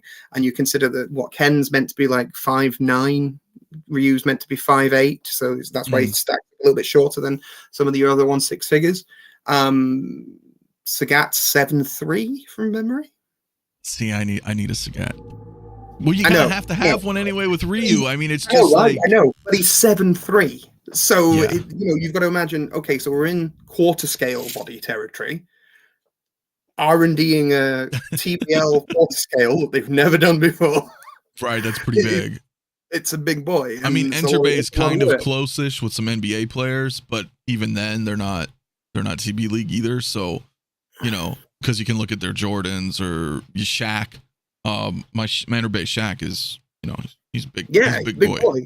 Big boy. You know what I'm saying? So, I do have $10 super chat though. Thank you so much, my man from Fat Batman's Collecting Nightmare. He says, with the success of Ali, does that give us a chance to see other heavyweight greats like Mike Tyson, Tyson Fury? Nothing's off the table. I will say that when we announced Ali, one fighting promoter got on the phone with me, weirdly enough, and went, "Hi, we've got these guys who would love one," and I was like, "Oh, okay."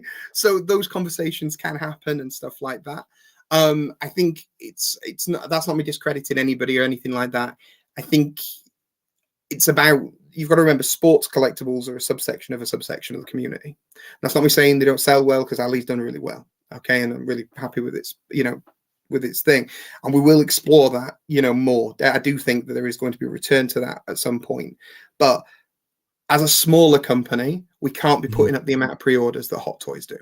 Okay, so there is, so it's that balance of, for every, somebody who's going to be asking me for a Tyson Fury, how many people am I going to have asking me for a Chun-Li or a Akuma or a Guile, like people have been in that poll that we were just, or the several questions through this chat of who's next. You see what I mean?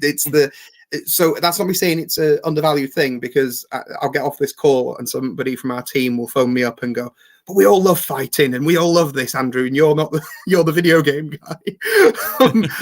Right, so they're all coming to you. You're like, I'm not saying we won't do it, but I'm saying that there's a balance, and as we grow as a company, we'll be able to do more stuff. But I don't want to promise anybody the earth, for something that we're not doing. And I want to also be really clear that we're not just a figure company. I mean, obviously, I'm talking to you from a figure arena at this point, but there is, definitive sides to the company that's a little bit more multimedia than some of you might be aware.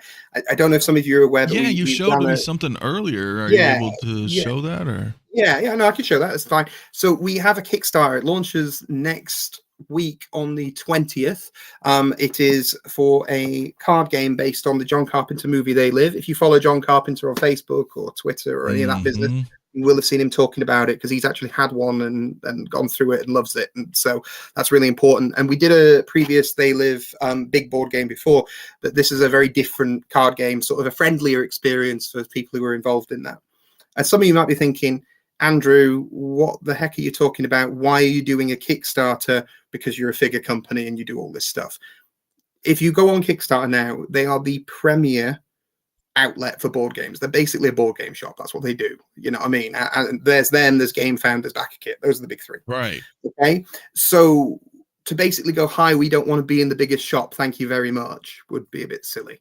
So we're going to go there first, and I'm sure there'll be a retail, or there might be a retail thing down the road, but there's going to be something very, very special that will be in the Kickstarter stuff, which we won't be including in retail. So it's we kind of cater to that collector thing, sort of market. So do keep an eye on that.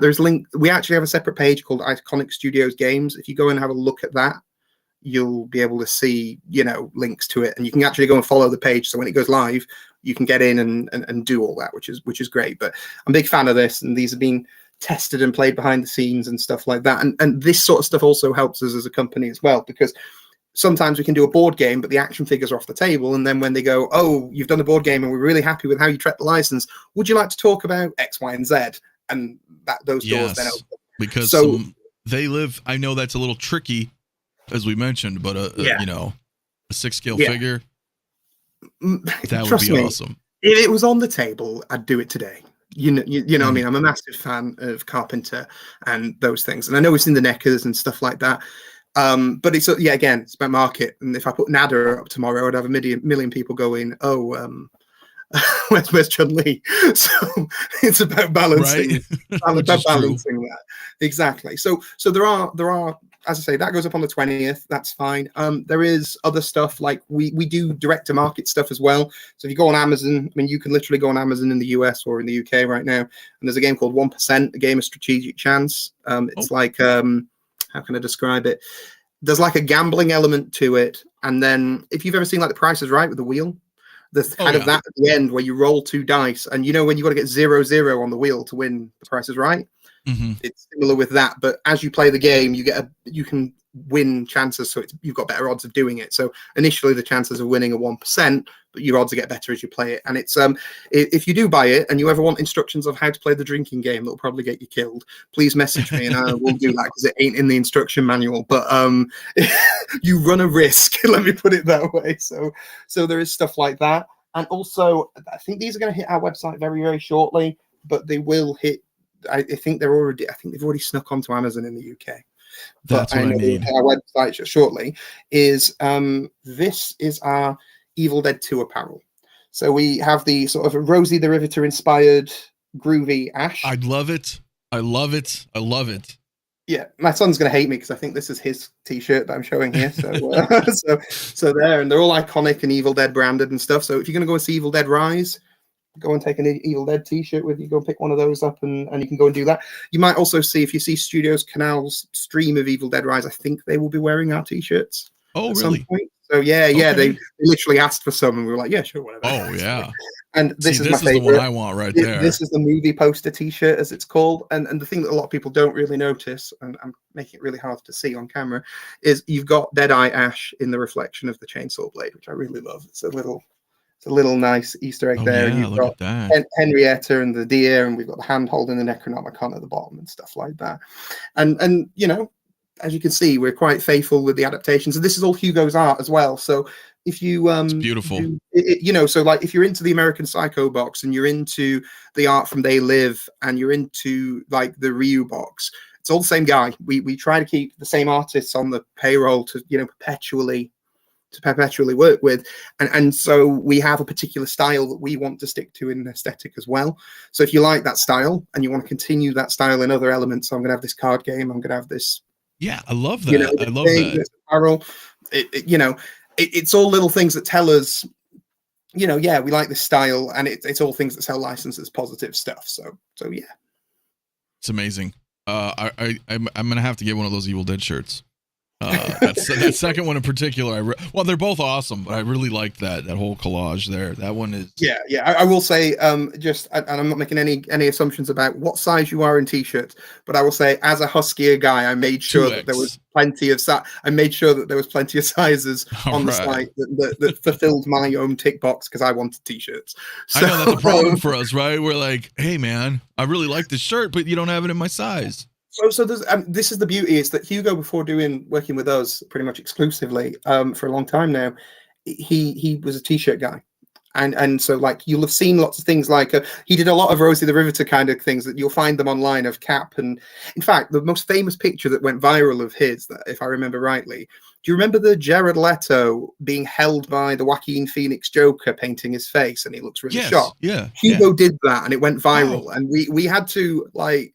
Well, we didn't have to, but I kind of rallied up a lot of people to contact the people who were using it without crediting him, because I didn't want them to credit Iconiq, but it was his work. Right. You know, his work as an independent. And I was like, no, credit the man. He's done some really good work there. But, you know, and to be fair, most sites that did it, you know, credited him straight away. They were like, no, that's really good.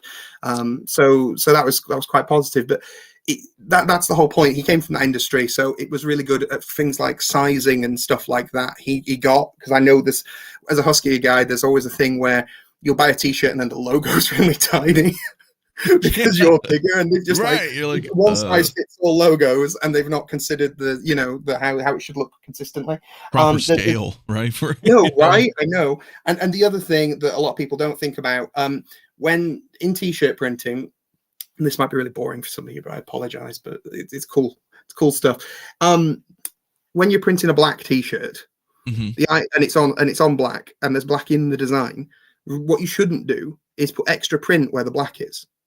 You just use the black from the background of the T-shirt to fill out the detail, if that makes any sense. Yeah. It's just that's the canvas. Yeah, that's the canvas, right? You know. But a lot of printed T-shirts will use print that they don't need, you know, to fill it out. And it means that you can't shade as well and things like that, because print is never as good as the physical stuff on there. So yeah, just keep an eye on the Iconiq website for the guy who just said Army of Darkness T-shirts. I'll take 3XL, please. Just Army of Darkness. No, we're doing Evil Dead 2 for now, but yeah, Army of Darkness.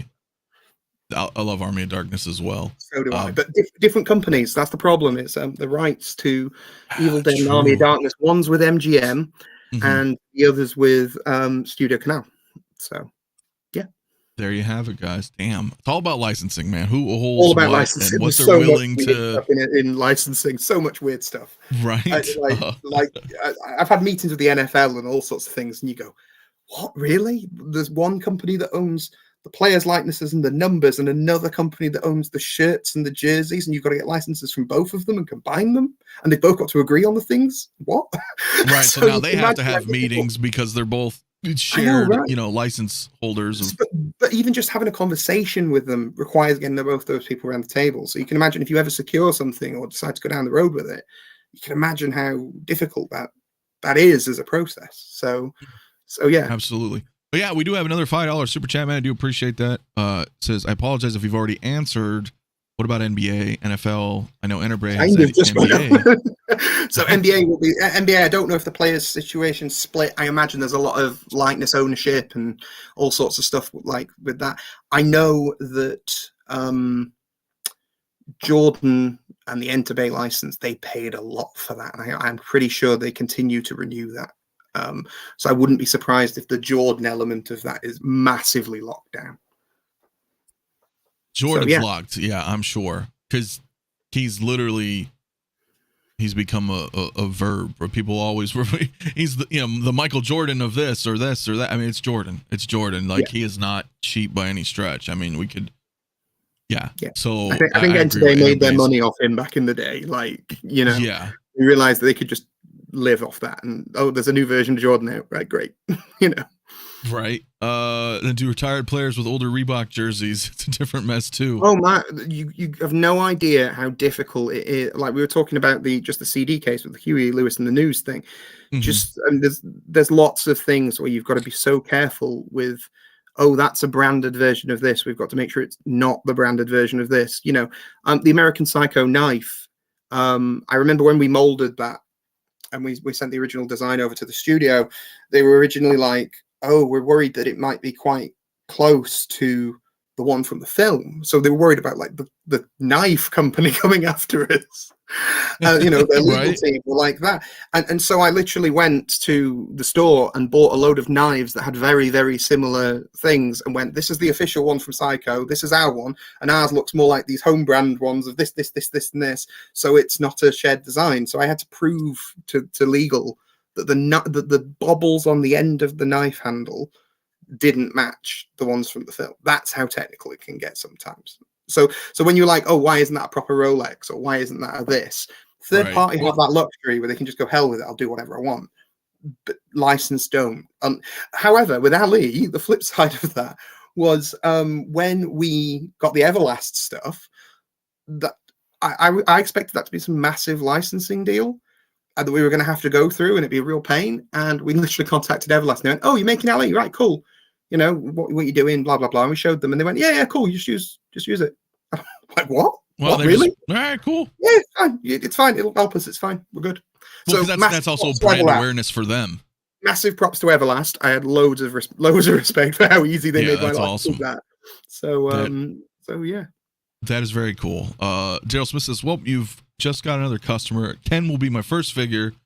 He will go great against the Wolverine figure. Great panel. Well, thank you, my friend. Thanks. And yeah, thanks for helping us out and doing that. I really appreciate it. That's kind of where I'm going with that. Like I said, I'm building a kind of a Marvel versus Capcom stuff for right now. And because I can't wait. Like you can't see them, but they're all above me. They're all above me. So I'm surrounded, mate. There is 5 Detolfs there. There is 2 double cabinets there. There's a double cabinet over there. There's the Batmobile box over the 89 Batmobile box, and then there's 2 Detolfs either side of the TV. I'm very lucky that I have a forgiving partner, fiance, the missus, as I keep referring to her as. But I don't know if you know or whatever. Obviously, we used to run the Keyboard Warriors channel together, me and Joe. So she has been a big supporter of everything that we've always done, and which is amazing. And when we met, I was like, and I'm going to say this piece of advice to any guys out there.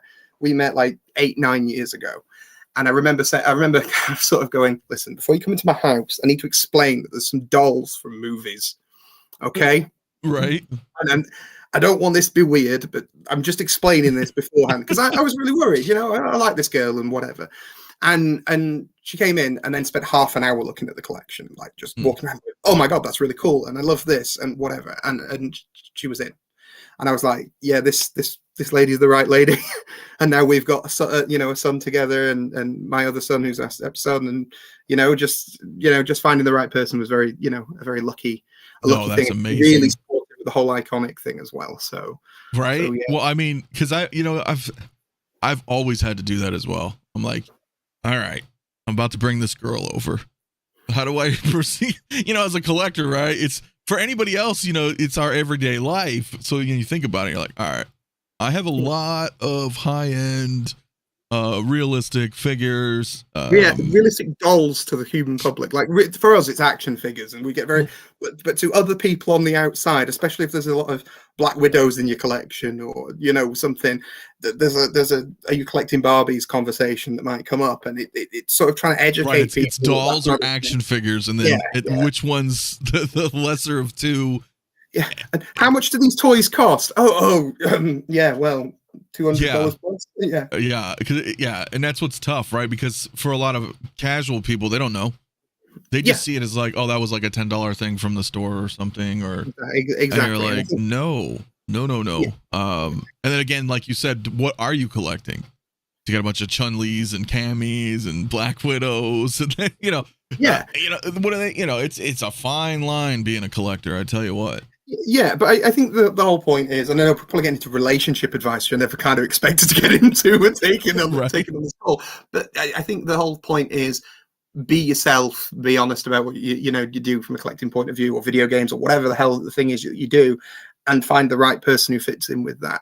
You don't have to find a person who's identical to you that does exactly the same things as you, because that can be a nightmare in itself. I agree. But having them not minding what you do and then potentially generating a shared interest is a positive thing, So I mean, Joe right now is currently behind this screen, probably playing Fortnite, I think. Clicking going on behind me. So yeah, it's just one of those things to consider. Oh no, 100%. Because we have those passions. I mean, like, looking at everything I have, to me, it's normal, right? Like looking at, Batman or Ghostbusters or anything, right? For us, we're like, wow, that's really cool. We kind of forget what some outside people may think, right? Be like, yeah. But some of them are right. They look and they're like, wow, those are really cool. And other people are like, whoa. Well, yeah. But that's the thing. I mean, like the beautiful thing about, being a collector is we kind of wear it loud and proud. And the whole point is from the outside of it is, this isn't some secret hidden alcoholism or something like that, or secret way I'm gambling my money away. They know where my cash has gone. It's gone on a load of dolls. Right here, right? It's here, right? You can see it. And so that's that's a thing. And it's been really interesting to sort of be both sides of that thing, because that's really important as well. I feel that it's really important to always be learning when you're doing stuff, right? When So obviously the first thing, when I started reviewing all the people that I was, following at the beginning, it was people like the Clipper King and Nenny D and Xenomorph. A funny story, Clipper King lives 20 minutes from where I live. So it's like literally we're in the same town. That's awesome. So it's quite I started that way, and I started doing my own thing with reviews and started to become and get into that, into that sort of territory. And then, as I say, Joe got involved and when we built from there, and we learned more about how things were developed, and I got to meet great people like Kit and 11, Kit from 1/6 Kit, 11, Lee from The Good, the Bad, and the Robots, all these people that are involved. Great people. All amazing people. Nanjin, just lots of people that are really, really cool in the industry and whatever, and learn a lot from them. And then when it came to this thing, I mean, like literally how Iconiq got started is an investor who'd already worked around, investing in collectible development, approached me and went, can I have some advice? I'm on about doing this. Who should I speak to? I've seen a couple of your videos and I like your videos. And we ended up speaking for days and days and days and days and days, you know, about all this stuff. And it got to the point where he went, do you just want to do this since you know everybody? And I went, that's okay, where, then. Yeah. I didn't realize I was being interviewed, but okay then. And sort of like abandoned over a decade of teaching experience because I was a teacher for adults, for, you know, to go into this arena. And luckily, with all your support and all the people that have been behind us, it's paid off, and that's what I want to continue to do, and continue to make everybody, you know, sort of happy with what we're doing. So it always means a lot to me, which is perhaps why I know a lot of people have said, oh, I'm surprised you communicate this much, or you answer a lot, or whatever. Don't get me wrong. There's times I'm human, okay? And there's times I get frustrated. There's times where I've had collector's message me on Christmas Day when I'm unwrapping presents for my kids, and I've received 17 messages asking me about a figure, and I'm like, it's Christmas Day and I'm opening stuff for my kids. Can I just, right? You know what I mean? You're on my personal account. Send it to the Iconiq thing, and we'll deal with it later, sort of thing. You know, there can be that, but you know, so you know, I'm human. There is that element to it, and there always will be. But I think it's really important that for us, I want to keep that collector community roots thing in everything that we do, because it's where I'm from. You know what I mean? I know a lot of people talk about it in a kind of, you know, when it's rock stars or whatever, or, you know, I'm just a kid from the block or whatever, you know, I'm actually, it's probably more Jenny from the block, but I'm not going to compare myself to J-Lo. But you get my point is that, you know, my roots are in this. And, you lived and breathed it. You're a collector. Yeah. My roots are in this. And that's why I want to be in the position where we're treating it in that way. Now, sometimes there will be a point at which it becomes hopefully so big that I can't answer every message. And to be honest, there is elements of that now where I can't, you know, at 3 o'clock in the morning on a different time zone, you know, I'm feeding a baby or whatever, I can't answer a message, or one of his team can't answer the message because, you know, what we're doing.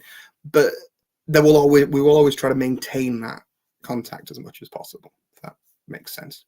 Well, and I think that's what people enjoy the most, and I understand, because it's a razor thin line, right? Because on one hand, you have so much support and adoration from, you know, a vast amount of the community, but just like every company, there's always all the negativity as well that comes in that we have to kind of juggle with, right? Because no matter what, there's always going to be somebody saying something. So I've noticed that with a lot of companies that will choose not to, right, obviously, have any communication, because then they're just like, well, here it is. This is what we dropped. Love it or hate it. We have nothing to do with it.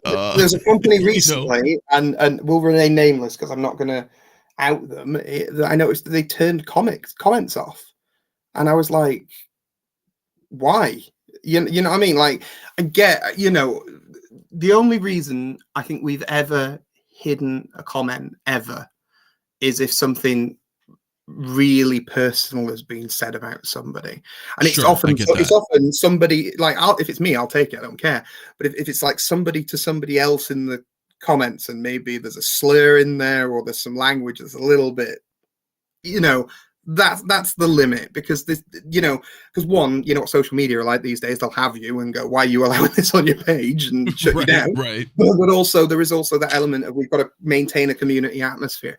Those are the reasons. But you know, that's about the limit of it. If somebody's going to go after something negatively or whatever, they've got the right to be able to say that. And I agree. And also, like I said about pre-orders, it's about that vote with your wallet thing. So if you don't like something, great, move on, whatever. But you know, there is that, you can, there's critical, and then there's just shouting into the abyss. Yeah, right. I think constructive criticism is exactly, not just the angry guy, you know, shaking his hand just to cause a ruckus.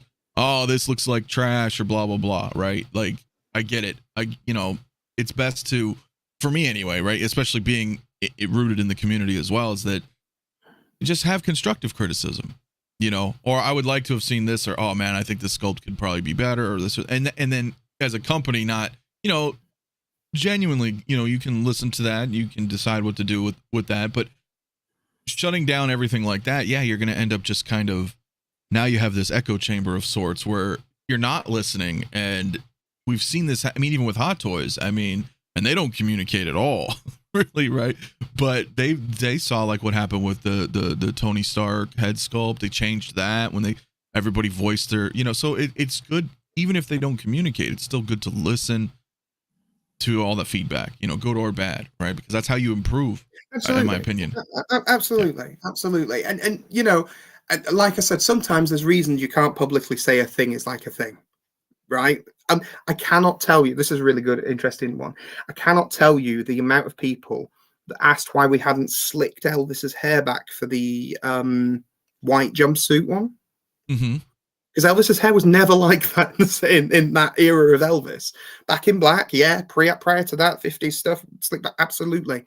But it was never like that in the white jumpsuit era. It was, you know, 70s. The big bushy hair was all the rage. That's how it was, yeah. Yeah, and so it was weird trying to communicate to people without trying to be rude. Going, it's kind of that Mandela effect. It's, you think it's that, but it's not, because you're compositing what you think of Elvis. Because every Vegas Elvis impersonator you've ever seen is a white jumpsuit with slick back hair and the gold glasses. And all of those things, never the twain shall meet. It's one of those. Yeah. Jason Streckel, real quick. Thanks, my man, for the $5 super chat. He said, sorry I came in late. Did someone say something about Highlander?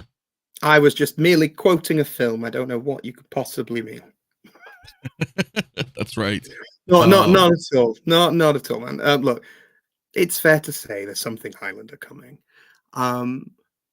Yet again, likeness rights and things like that are interesting with that film. They're very interesting with all 80s properties, because certain likenesses are in, certain likenesses are out.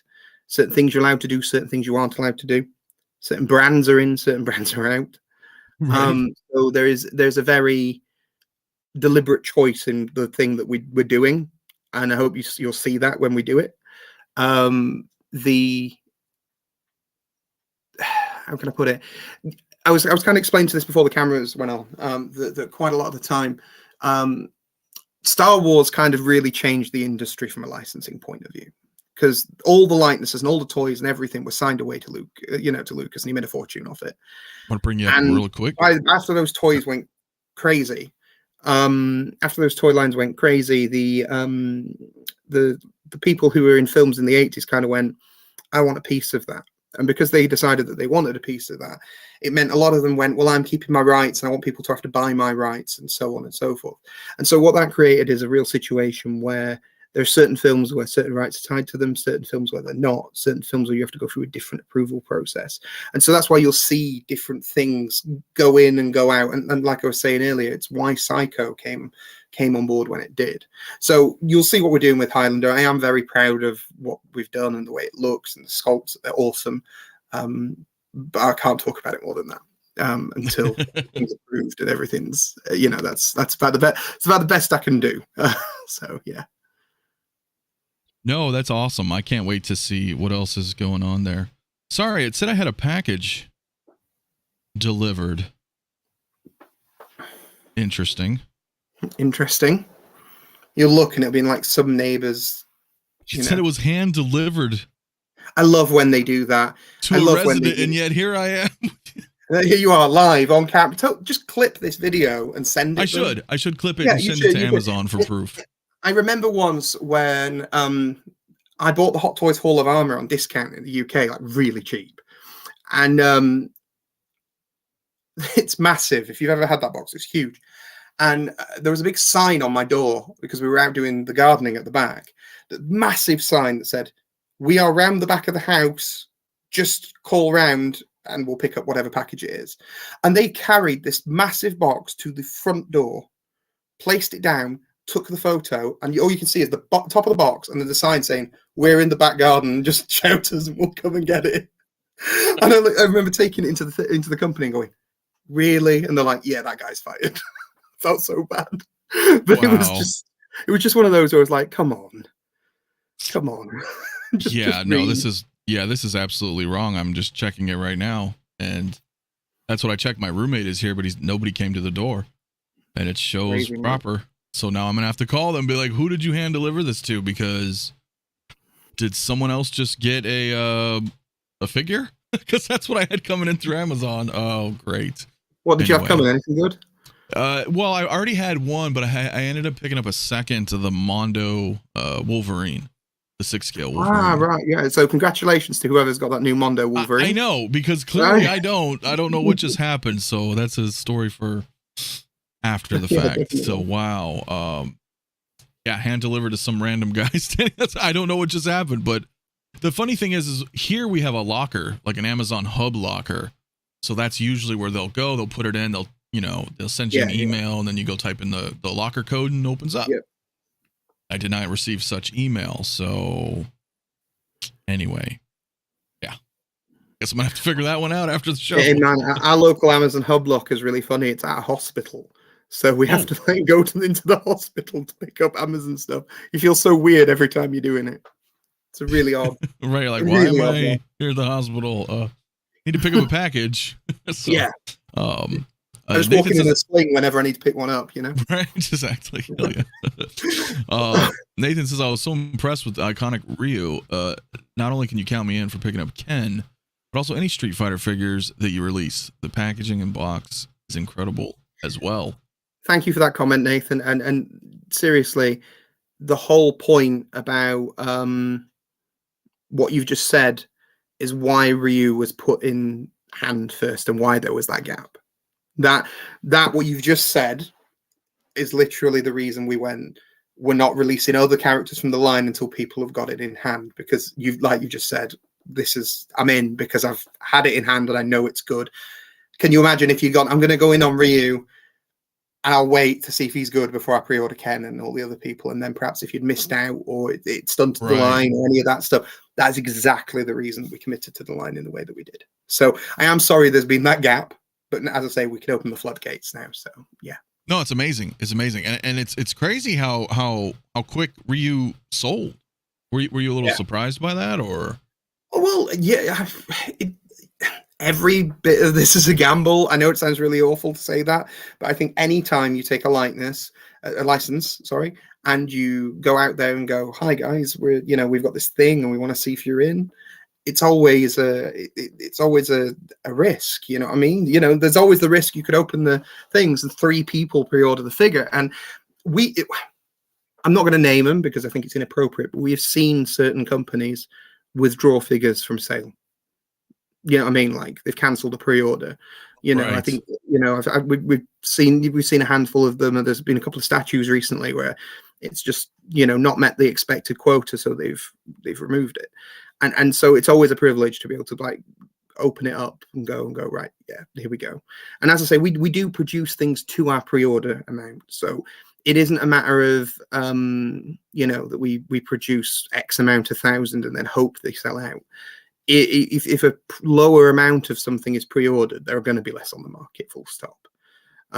So it's why we do that for pre-order, and it's not just us that do that. So look at how many lines where you can go, oh, why didn't Hot Toys complete that line?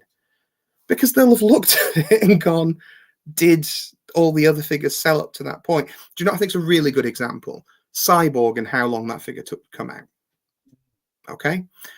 Because we know that Justice League, when it was its original release, its original theatrical cut, didn't do as well as it did at the box office. Right. And then as a result, I can't imagine that the figures went crazy price-wise, from a selling at pre-order point of view. If you remember, because the reveal of Superman being alive, which we all knew going in, spoilers for people who haven't seen that film or the Snyder Cut or anything else, or didn't know that Superman was coming back, from those 90s comics, spoilers. But the point was that they didn't put Superman up for pre-order for 2-3 months after that film had come out because of that. So then he didn't sell well. And then you wonder, are they going to tool something that's really unique like Cyborg after the previous 4 figures or 5 figures from the line haven't done well? No, I had been saying that for a while too on the show. If it wasn't for the Snyder Cut, that was a wrap. Yeah, that was a wrap. Yeah. The Snyder Cut made that figure. That's the reason it's a thing. So yeah, how long is the Ken pre-order open for? I want to say middle of May I think we've tried to make it so it was, so if you've got a payday or two in between, then I mean, obviously you only need to drop a pre-order amount on it if you're doing it through our site. Obviously there are lots of other sites to pre-order for if you feel. I always say this, look, it does help us more if you buy direct. That's the honest truth. Okay, it is, and anybody with any amount of common sense knows that you paying direct does help us more. Yeah, fine. But if you are more comfortable with your own retailer and you have, I don't know, payment plans or layaways or points or any of that stuff, and you feel more comfortable doing it that way, do it that way, right? You might sometimes get Iconiq stuff a shade earlier, right? But we're trying to make it so it's as universal as possible. But that's as possible, you know what I mean? Because obviously there's a matter of, again, the factory and all the stuff out, you know, out to everybody as much as possible.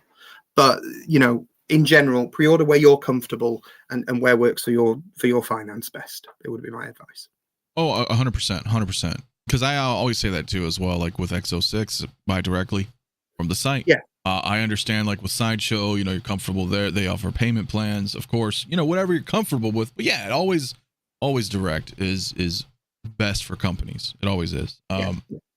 With that said, though, do you have a projected release for Ken then? Right. So Ken is down as Q4, Q1.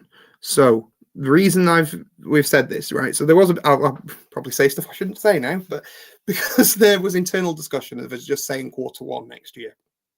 Okay. But what I didn't want the situation being, because there is elements of Ken, the body's obviously the same body but a different color. So there's no R&D time in that. You know, the feet are a similar mold. There's going to be some changes, but they're a similar mold. We've already molded the faces. So we knew what the faces were and we'd locked them in and Capcom had agreed them beforehand. So they were done. Right. They're done. Right. And so there's hands and things like that that's still in the process. But the idea is that a lot of this stuff is being pre-done to reduce our pre-order time. So what we were talking about before about we're catching up this year with everything that we've done because of the thing that we shall not speak of, delaying things. But also at the same time, we're trying to do other stuff so we can front end design so production's quicker. Okay. Right. No, that makes sense, especially when a lot of the assets can somewhat be reused. Then exactly. Quick. Yeah. Exactly. And it means that at the moment there's R&D taking place for other stuff that isn't going to be seen till later and so on and so forth. So the reason we've put Q4 on there, which I'm going to say is the best guess estimate, is in case the factory comes out and goes, we've done, it's ready to ship and it's before Christmas. I don't want a load of people going, I haven't had all that money saved because I was expecting it to come out in Q1. I see. I don't want people to be in that financial position. So it's far better for me to say, look, err on the side of caution Q4, but it will be out before Chinese New Year. That's the best way of describing it. Okay. No, that's good to know. So I just think it's far better to err on the side of caution because I don't want to hit people with like invoices that they're not expecting. They go, you know. Yeah. That's the worst. I mean, Hot Toys lately has been notorious for it. And I don't know if it's because of their, like you mentioned, you know, sometimes with the factories and certain things and queue positions just change. And then, hey, this is done. This is ready to ship. And then all of a sudden, you know, you're looking at like, I mean, we had the DeLorean was supposed to not come out yet, right? I mean, I know it kind of has some issues right now, but the DeLorean came out like 6 months early. A lot of people weren't prepared for that. And that's a vehicle, but a lot of figures lately have been doing that. Dropping a substantial amount of money on something early. I mean, there's a lot of things to consider. I mean, I'm not on the inside of Hot Toys, but I would say that these things are important for production pipeline and always to remember. And the general bit of advice I would always give people is the following couple of things. One, spreadsheet all your purchases so you know what you've got coming as a worst case scenario. Two, always expect more figures than you planned for in Q1 before Chinese New Year. And the reason for this is culturally, a lot of people in Chinese New Year get paid a bonus by the factory, by the place that they work. So it might be the factory or Hot Toys in general or whatever. You might have seen the red packets that people have in China. So culturally, that's a thing. There's a celebration of New Year and there's normally a bonus or whatever paid. So if you're a factory, you're going to want to rake in as much as humanly possible from a finance point of view to pay all your staff. Yeah. So that will always be a thing. Q1 will always be a massive surge. And my final bit of advice would be to make sure that you've got that you put money aside for stuff so you don't get blindsided, you know. And I mean, we don't do the payment plan thing because it would just be a nightmare for us to manage, to be quite frank. And I don't want to start dealing with Partially or any of these places that keep the money externally and managing this with fees, because it's only going to go on top of the purchases that you're doing. No disrespect to those things, but well, no, and that's why places like Sideshow that's why retailers exist. and stuff exist. Yeah. So and that's why they get the cut that they do to be able to sell stuff. So you know, that's how those things work. And so my point is that budget. I know it sounds silly, but plan for that, you know, to have that excess in the account if something does randomly come out. And all of a sudden, I still remember a month when I just found out I was getting made redundant, because in teaching jobs in the UK, it's really weird. There is like contracts expire with certain government contracts, and so you get made redundant and you apply for your own job. So it's a real weird thing. And I remember finding out I was getting made redundant and having to hopefully get my own job back, and having to find out that Hot Toys had released like 4 figures in a month that I'd ordered, and I was like, yes, oh my god, the 1 month where I don't want this to be a thing. Yeah. Now, and that's the whole point. Have a war chest, you know what I mean? Or pay a payment plan to somebody or whatever. So when it does come out. Or for me, I have situations that pop like the Blitzway Ecto 1 Afterlife. Didn't see that coming. No. And then granted, we had some time, right? Because that's something I'm getting. But even then, if you're into other things, you know, the HasLabs, Kickstarters, things that just pop up out of nowhere that have very limited time, those hit too. And then on top of, you know, your existing pre-orders, you did definitely, spreadsheet, manage everything. You know, I wanted to touch on this before we wrapped. I know we could probably talk all day. Yeah, sure, man. Sure, man. But Bob, you know, thank you for bringing this to my mind, because I forgot to mention this, that, you know, he ordered direct, and so did I. Then you get this membership.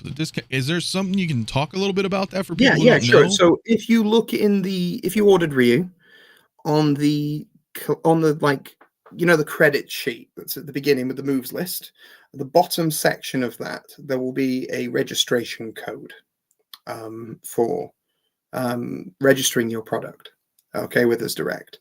So if you you know, basically if you fill in those details and go through that process, there is an Iconiq membership which lasts roughly a year, I think it is, since purchase. I think for some people we extended them and whatever due to pre-order windows. But that's how that works. There was a few people that we saw had pre-ordered Ryu directly. And so for the instance of Ken, we did email some codes out to people who hadn't yet registered their Ryus, but that won't be a thing that we do perpetually, because it, to be honest, took a lot of time to do. But it isn't just a matter of going, here's one code for your bang. You know, everybody's got to have something individual. So all I'm saying is, do get into the habit of looking in your credit sheet. If there is a section, there is on American Psycho as well. At the bottom of that. So it's through all the property. Yeah, if you go at the bottom of the credits, there'll be a section, and it'll ask you where you purchased and all the details, and then you register, and then we verify, because we can verify with retailers as well. We verify that it was a purchase that you made. You know, so we don't have somebody buying one on the secondary market and then registering it. Right. And then, of course. And then we apply that membership for people. So, yeah, that's how that works. And that'll apply, you know, discounts will apply to direct purchases. So, yeah. So I just got my review today, so I will do that. Yeah, do that, and we'll get that sorted, my man. That's not a problem. That's a good you know, incentive as well, right? You know, for everybody. Yeah, absolutely that. It makes it a positive reason to keep coming back. And if there's anything to do with he said, sorry, I just came in. Are there any plans for Akuma? I said if somebody else asked about Akuma, we were cancelling it. Do you remember that? Yeah. Right at the beginning of the stream. I'm sorry, man. You just cancelled Akuma for everybody. No, I'm joking, man. Sorry. Maybe. We you know, there's plans for Street Fighter characters. That's all I can say. And there will be announcements coming soon. There's not going to be a year pre-order in between everything going forward. See, that would be great. I guess my question personally is what I was curious as well. We see companies, not all, but I'll use Storm Collectibles for an example. And granted, this was their 12th scale stuff, but they were putting out their Mortal Kombat. I mean, they're doing some 6-scale Mortal Kombat, but in particular, their 12-scale. I've noticed that they were doing these different exclusives or these different variants of the same, you know, Scorpion, for example. Is that something that you're about? It's something within our license that we can do. Yeah. And what I meant by that is, let's say somebody missed out on Ryu. Yeah. Could you possibly see like a player 2 version, you know, with a different color? Or I'd want to, for me personally, and this is just me talking out of turn, so I've not consulted anybody. I'm just talking to you. Okay. So what I would like to say is that with something like a player 2 version, if it was very similar to the first one, accessories, all that stuff, I'd probably want to consider something like that more as an exclusive, like a convention exclusive that maybe we'd also sell on the site and stuff like. Not something we'd make intentionally difficult to get, but I wouldn't want it to be like, oh, we're just going to keep doing palette swaps of things perpetually. Okay, so that's the first thing. But you know, I would see alternate costumes of a character be more of a viable thing. So for example, if you just the two that jumped to my head immediately are like we were talking about Ryu and like the battle Ryu or hot Ryu as he's sometimes called with the beard. Right. They're very different, you know. Very the different, hands are completely different, the you know skin tone's different, the sculpts are different. Maybe they're going to share the same fireball, but in general there's enough difference I think in those to be able to do them as a concept. You know, if there was enough outcry for Ken with the top knot and stuff like that. Part of the reason, and I'm going to be really blunt, part of the reason for the swappable hair was it makes it far easier if we do decide to do Ken with the top knot and the black shirt and the folded gi from Street Fighter 5.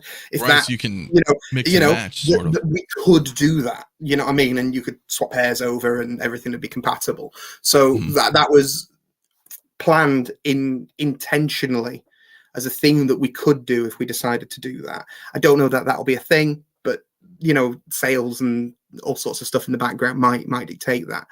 You know, and Chun-Li, like the battle dress and her standard look are vastly different from each other. Yeah. So like you can see where those things I go, yeah, they're massively different. But a simple palette swap, I personally, if we did it, would like to keep more of a limited special thing rather than if it was just sure. I would agree with that.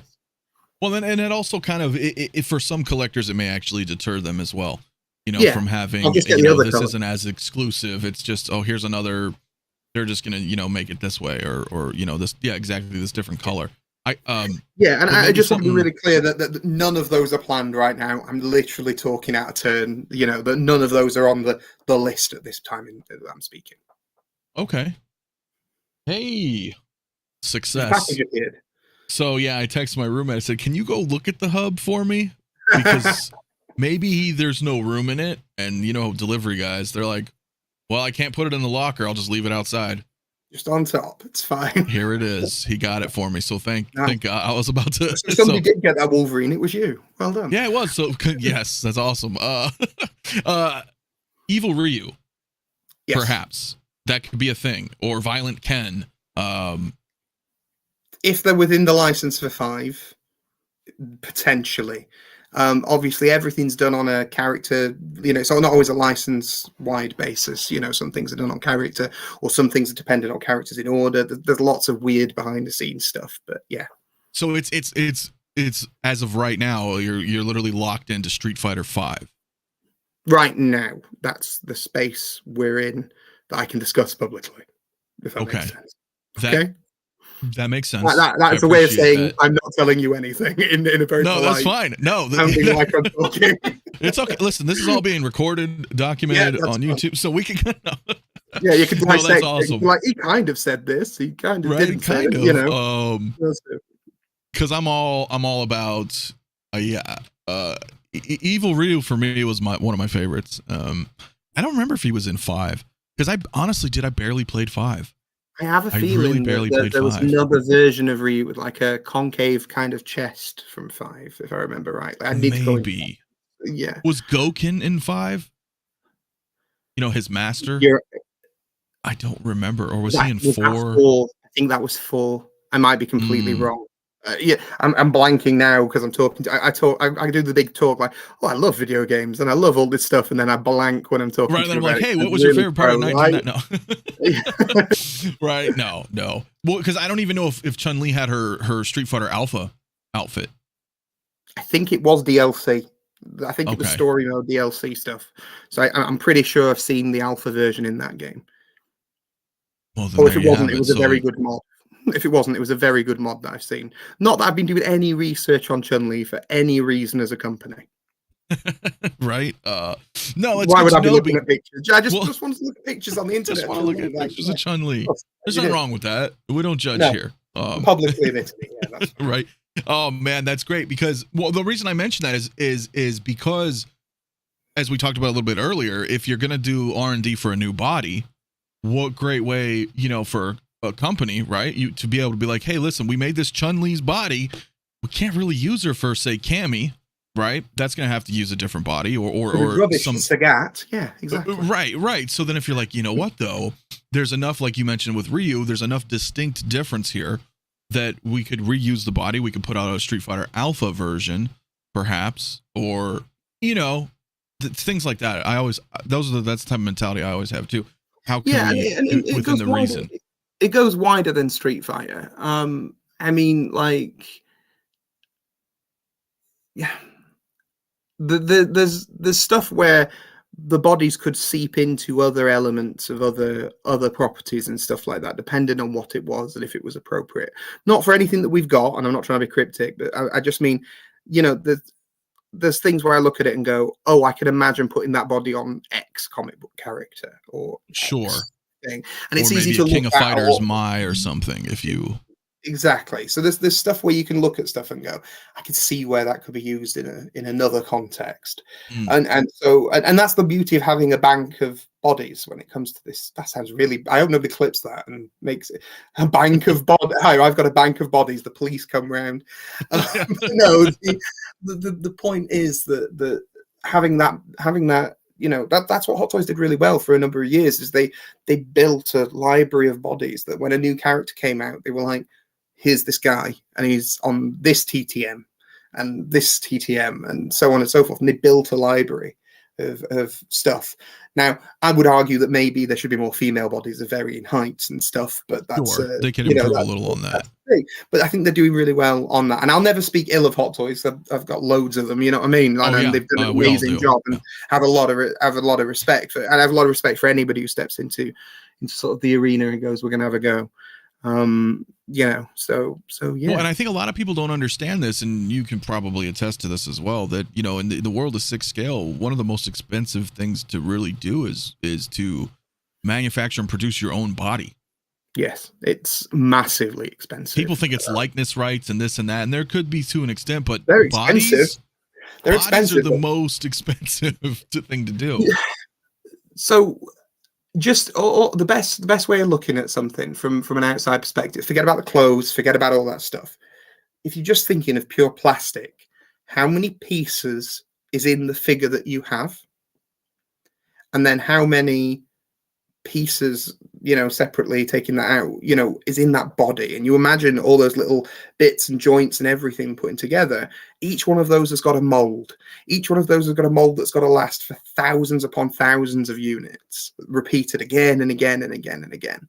And which is why this is a really expensive and time-consuming process, because they've all got to work together. We've all had those janky third-party bodies that, like, you get them and you can shake them about.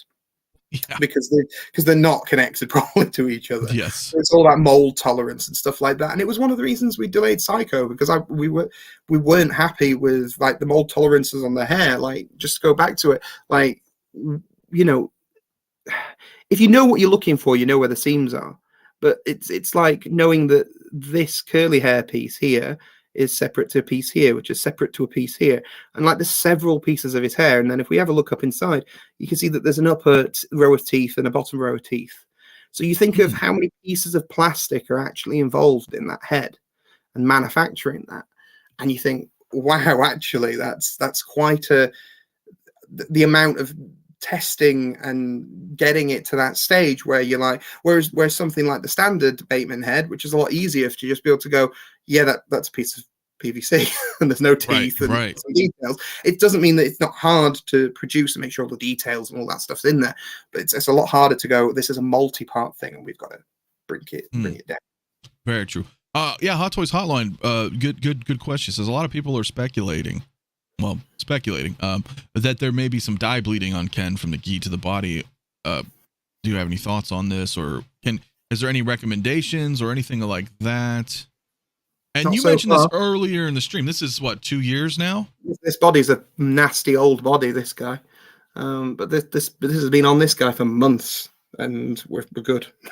So the instruction with the factory is to make sure all the actually stuff is for those who just tuned in. Can we show him one more time too? Yeah, sure. So yeah, like we were talking about previously, this body is one of the original test Ryu bodies. So like we were saying from early on, these are really, really old TBL pegs. If you've got a Ryu now, those pegs are like big, bulky, ones compared to the old ones. This is one of the very old test bodies that was the wrong color, but we went, this is the right color for Ken, so we're going to stick with this guy.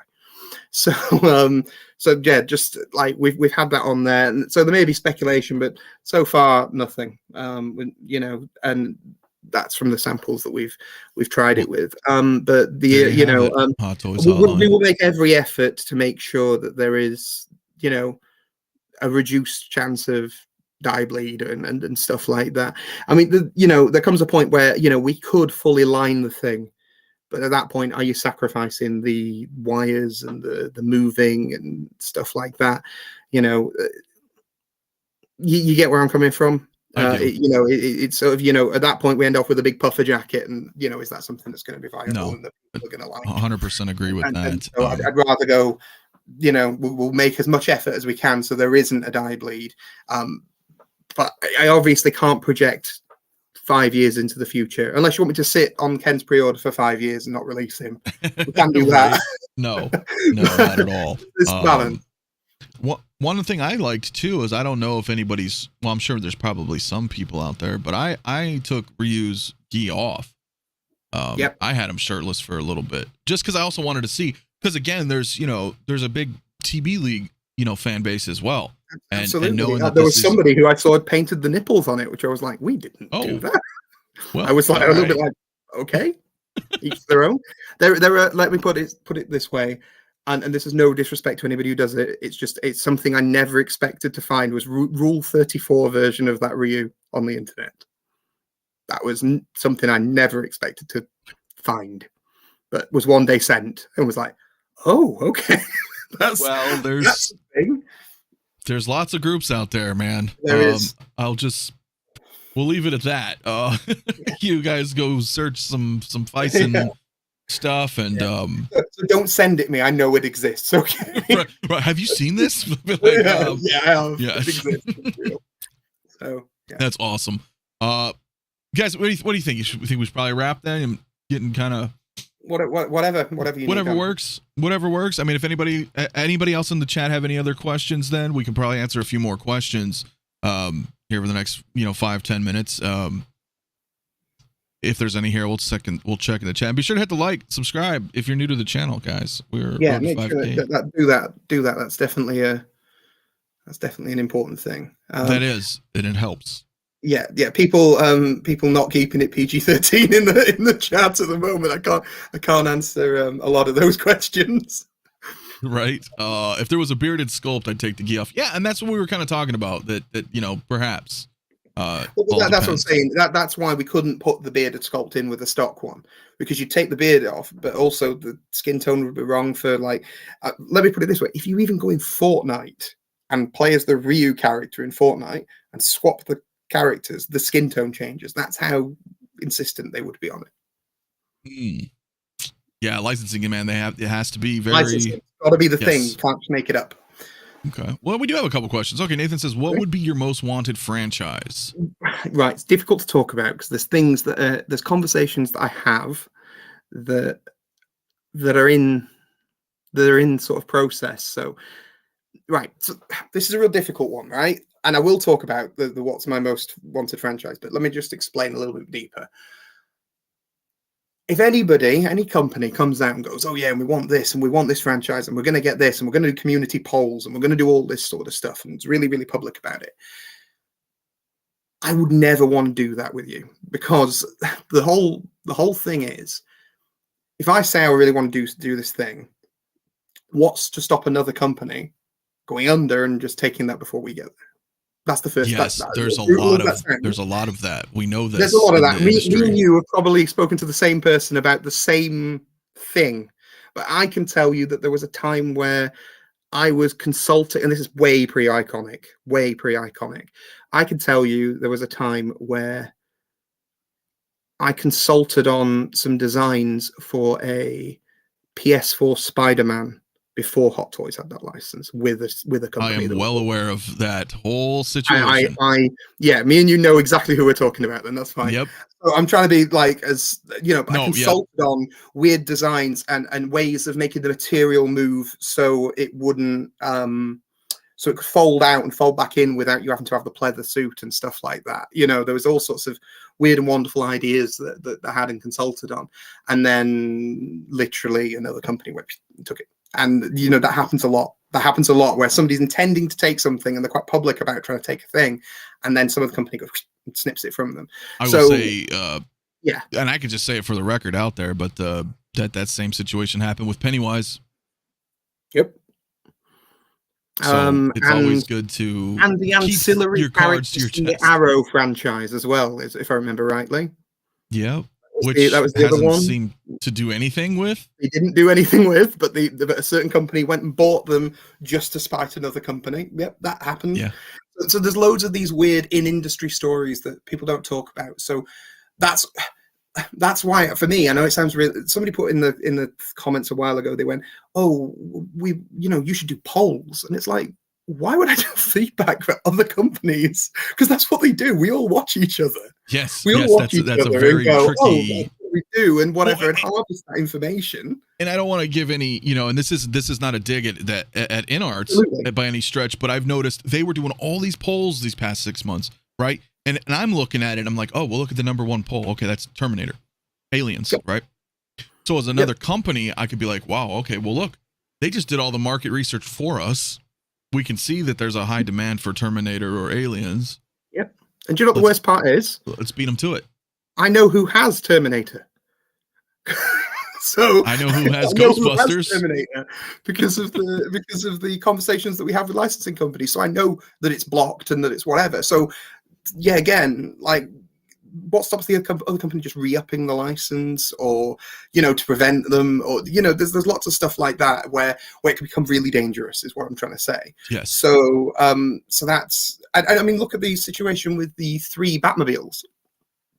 3 1/6 Batmobiles. The Batman happened, and Hot Toys showed one, and 𝗕𝗃 showed one, and inArt's supposedly making one. Yeah, they all showed one at the same time. Now, admittedly, there's one that's gone on pre-order, but all of them were shown. Yeah, and so it's a real tricky one, because you go, oh,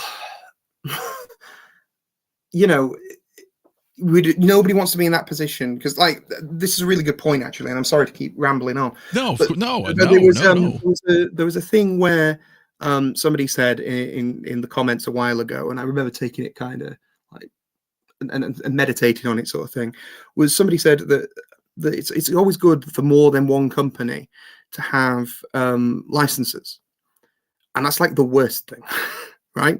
Because, like, if one company has multiple versions of the same thing, yes, that's really good as a customer. You can choose the best one, you can kit bash one together, you can make a thing, and that's fine. But what it really hurts is if me and you have both got a different license, have got the same license at the same scale, what we end off with an issue now is there's fanboys of you and there's fanboys of me who are now fighting. There's people who are refusing to buy from you, and there's people who are refusing to buy from me because you like each other.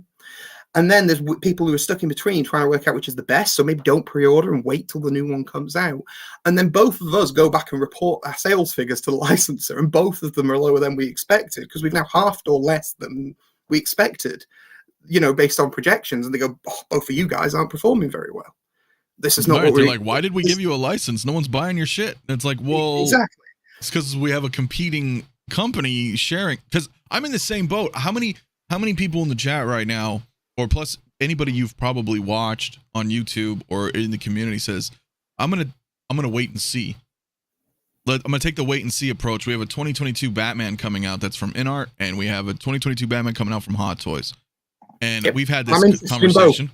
Right? I'm interested in both for exactly the same reason, and I love the film. I love the look that both people have come up with. I'm interested to see what the end product on both is. I mean, I don't own the inArt Joker because I'm one of those weird people who doesn't like the Nolan movies or anything Chris Nolan's ever made. So, oops, that'll probably get me cancelled. But wait, can you say that one? Wait, say that one more time. I don't like the Nolan Batman movies. I'm that guy. I'm sorry. You and I just became best friends. Oh, that's fine then. I get all this shit. Everybody in the chat knows. They'll all preface it when something comes out. They're like, "Well, I know you don't like the Dark Knight trilogy, but what do you think?" You know, everybody. I'm not. It's Heat with a rubber costume. That's what it is, and we can talk about this. It's several other movies, and as much as Heath Ledger's Joker performance is magical, except he's playing the character Anarchy. He's not playing the Joker. The whole two situations, pick one, society you've got to choose is Anarchy shtick from the comments. Yeah, it was. So yeah, we got some hearsay. I think it's an old comic book guy thing. I think that's the problem. It is. It's exactly what it is, because I'm in the same boat. And I like Nolan. I like his films. Just wasn't a fan of Dark Knight trilogy. Yeah, I didn't like Inception either. So or Interstellar. So I'm probably in a weird. I like Interstellar. Well, they're kind of slow. They kind of remind me of old Kubrick films. Slow sci-fi. I love slow sci-fi. I just didn't like Interstellar. I didn't like fair. Matthew McConaughey knocking from behind it. That's totally fair. Twilight Zone episode that's been stretched into 3 hours, but yeah, we're getting off track. But yeah, it's back to the whole thing with the split thing. So that causes a massive problem. So that's why there's the whole putting out exactly what you'd like to do is a difficult thing. The other thing that I would go into with that is, there are licenses I would like to do that I know are potentially off limits that just you're never going to be able to make. And there's licenses for weird stuff that I would love to make that you can't do, or that I don't know if it has the commercial appeal. Like I have a weird thing for B horror movies. I would love to make a Birdemic board game. I don't know if you've ever seen that. It's a sort of questionably made movie in the vein of The Room, except it's also The Birds by Alfred Hitchcock. Oh, okay. And there's the big scene of the film is them attacking these birds with coat hangers. It's kind of dreadful, but I love it. It's wonderful, and I think there's a board game there because it'd be really fun, But it's stuff like that I'd love to do. But also, like I've just said, I'm a comic guy, and if I ever got the chance to do like really weird deep cut Marvel stuff, like when you get Marvel Legends and you're like, why is that in that wave? I'm that guy. I'm like, I want to make a Night Thrasher.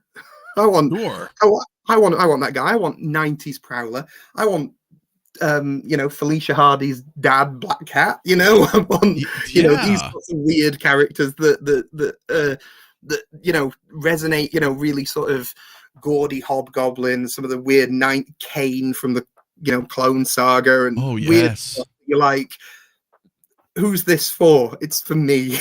It's for me. I want to do this. So yeah, I got into 1/6 for Captain America because at the time I was Cap's been my guy pre-Marvel, pre-MCU. Sure. We're talking. I'm the guy who owned the VHS with the Matt Salinger Rubber Ears movie and the Reb Brown, like horrible 1970s. I've got a plastic shield. It's those sorts of things that has kept me going until the MCU popped up. And like, oh, we're going to make stuff that you actually like. That's not completely terrible. And so it was nice to be able to do that. And then when Hot Toys were like, oh, we're doing Cap, I was like, I'm going to buy one of these because they're really expensive. Right. and I'll just have that. And how many caps do you have then? I own every single one they've ever made. See, there you go. I knew it was going to be just one. And several variants of the Avengers. But yeah, that was the whole point. That was my. I'm going to have one Cap and the World War II thing, and I love it, and I'm in, and then I bought everything, and I still own every one of them. I've not ever moved one on ever. So it's that's that. so yeah, I'd make loads of weird comic book stuff that most people wouldn't want. Like the Phantom and the Shadow and weird 1930s pop culture stuff and a modern Rocketeer and all of this stuff. You know, there's loads of stuff like that where I'd go, yeah, I'd do that. I'd have some fun with that. But also, it's a business thing. And although I'd love to make some stuff for me, you guys right, and then you find out it doesn't sell. Right, like 3 people pre-ordered that because they were just fans of that B movie, and they're like, "Oh, all 3 of them were me." Yeah, exactly. Right. Yeah. So that's it. It's something that you've got to do, and you know, so passion and business. There's got to be an equation there. You know, this is a good question too. I've seen a lot of people saying that. We were talking about Marvel vs. Capcom, we're talking about Street Fighter vs. X-Men, you know, or X-Men Children of the Atom. You know, all those arcade games. That is also an issue though, right? Because then you have to get through Marvel, and then it's similar to be a shared license as well, right? Because Capcom was the developers. So it's like, how much are you paying each guy, and you've got to get them around the table. We've explained that Street Fighter, you've got to get it through your local person, and then Japan. So times that by then through Disney. It would be difficult. I'm not saying it's not fun. Hang on, that Cat film was cheesy, but I watched it as a kid. The shield on the front of the motorcycle was classic. You're definitely talking about the Reb Brown one, with the 𝗕𝗘𝗥𝗖𝗢𝗠𝗘 Mad Dog Killer line in it. Yeah, and then he's killed plenty of people in the film. So it's like, yeah, he is. There's so much in those movies that are awful. Apart from Christopher Lee's in the second one, if I remember rightly. So that's at least. Hey, remember we had David Hasselhoff too as Nick Fury. Yeah, that was written by David Goyer, if I remember rightly. I don't know who wrote it. David Goyer, Blade 3 David Goyer, who also wrote the dialogue to Man of Steel. Now, I like Man of Steel. Yeah. I like Man of Steel. I've come around on it, but some of the lines of dialogue in Man of Steel, don't go back and look at it with a fine-tooth comb. There's only one way this will end, Zod. Sorry, Kal-El, you'll die or I'll die. And I'm like, that's 2 ways, Zod. You're meant to be a master strategist who can count right? There's only one way. You're like, only one way this will end. You'll die or I'll die. No, there's one way this will end. One of us will live. That's fine, but you'll die or I die just doesn't work. Yeah, that's kind of like the prequels, kind of in the same way. I don't feel like the prequel dialogue was not. But the problem with the Star Wars prequels, I think, was the fact that a lot of the actors weren't present. Yes. At the time, right? It was all just green screen. Hey, Samuel Jackson, you're here today on set, and then he looks around. There's nobody there. Okay, there's a ball on his stick, and he's got to have a conversation to it. Yeah. Right. Then they bring in someone else. Okay, deliver your lines. Right. So it was very, so I get that. Yeah, it gets a pass for that. At least it has some nice CGI and Darth Maul swinging a thing around and Duel of the Fates. So yeah. Oh yeah. Yeah, that's the one thing I love. Hugo is our artist who's commenting there. 90s Cap, please stop the car. I'm feeling sick. Yeah, that happens multiple times in that movie, and it's amazingly. But rubber ears is the thing that will always stick with me. The fact that Cap's ears aren't really through that suit, that they're actually rubber ears that are stuck onto the suit is hilarious. And I don't even know why they did that. But teach their own back in the day. Well, we had a lot of questionable stuff back then. So I'm kind of fortunate where we are now. It is kind of cool seeing all this good stuff and all these good properties, and gives us a lot as collectors, right?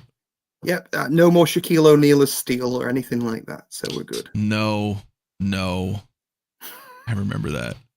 Mate, it's the ongoing arc of the Nan cooking the souffle that is the most important plot arc in that movie. The villain is forgettable completely, but the souffle is the important bit of that movie. So yeah, there you go.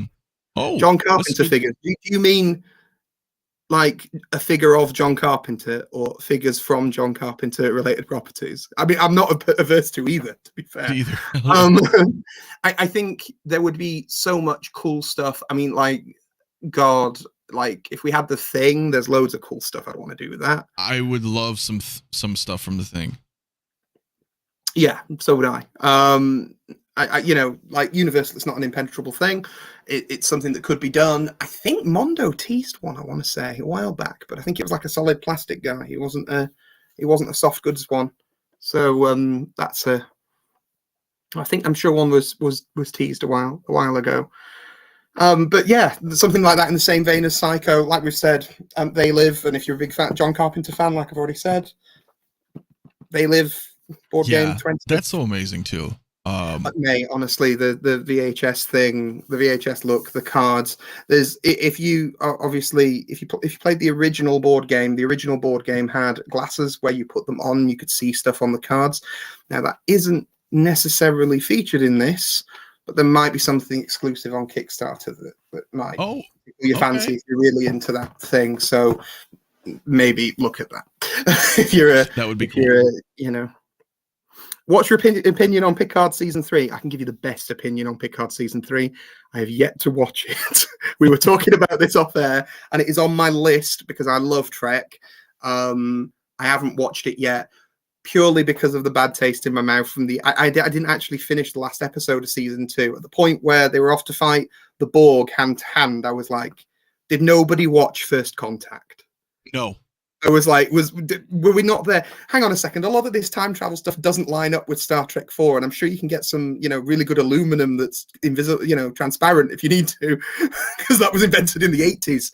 So there's a lot of tech that's advanced at this point, So there's lots of stuff that Season 2 put me off, and the problem is running a figure company and board games, and then the cool t-shirts that we were showing off earlier, the Evil Dead ones, which if Hugo's still on stream, look, Hugo, there's your t-shirts, my man. Oh, okay. So this is Hugo's design. Okay. Yeah. If you're still there, man, there it is. There he is. But yeah, he's literally got them on the way to him, so he's amazing. Very happy. So yeah, Season 3 is amazing. It's I've heard really good stuff, and it's on my list of must-watch things.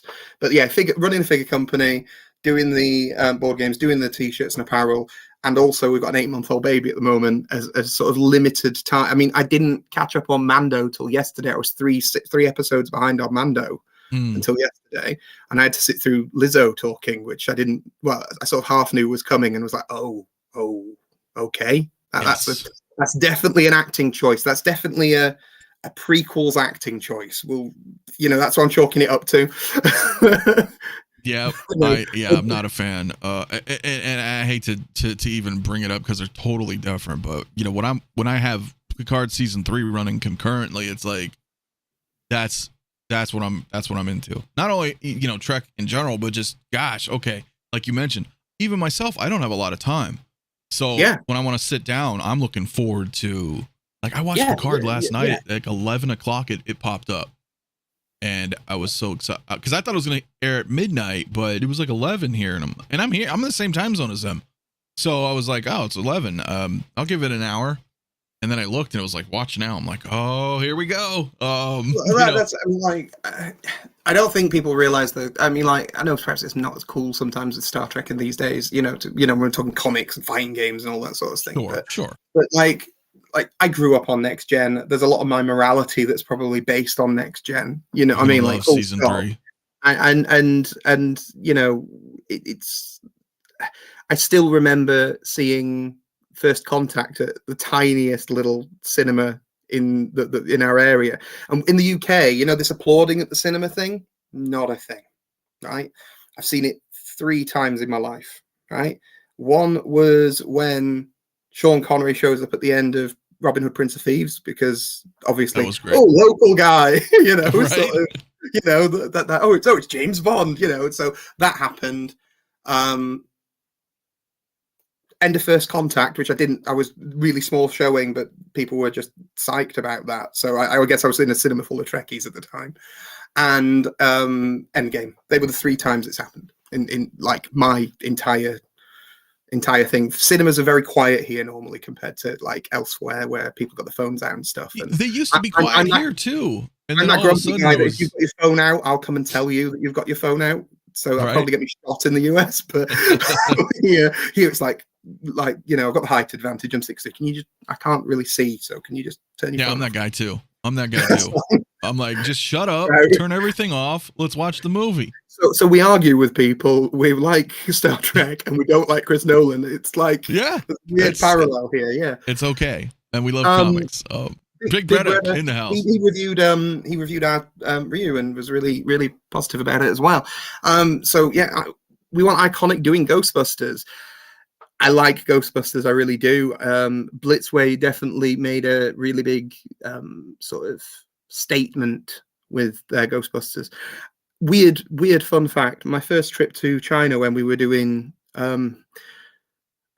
scouting, shall we say, for all this, I actually held the mold for the Ecto-1 before it was out. I actually got to hold the original casts and pieces of that. I'd been in Blitzway's factory and met some people, and they're all really nice. You know, that's the one thing I would say is that consistently, most people I've met in the factory space, not just because they have to be, but in general, most people are really driven by doing the best quality product they can do. Of course. And you know what I mean? It's a lot of this, people don't realize the amount of hand painted and hand craftsmanship that goes into a lot of these figures. And you know, these people who've painted them by hand watch these videos and watch these streams and watch things, and they're very quiet, silent, and in the background. They do. I tell people they do.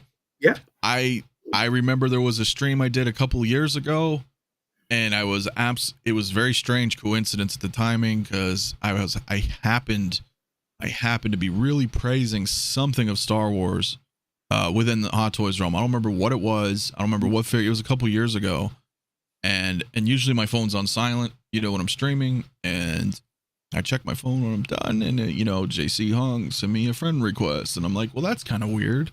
Yep. Like you know what I'm saying? Like you're right. And I try to tell other people and other content creators out there, man, you never know who's watching, and believe me, they are watching. Weirdest experience I had was, yet again, similar scouting visit. I went to Hot Toys Secret Base for the first time, and I was in Secret Base, and I was talking to, you know, another one of my colleagues, and somebody walked up to me and went, "Are you Andy from Keyboard Warriors?"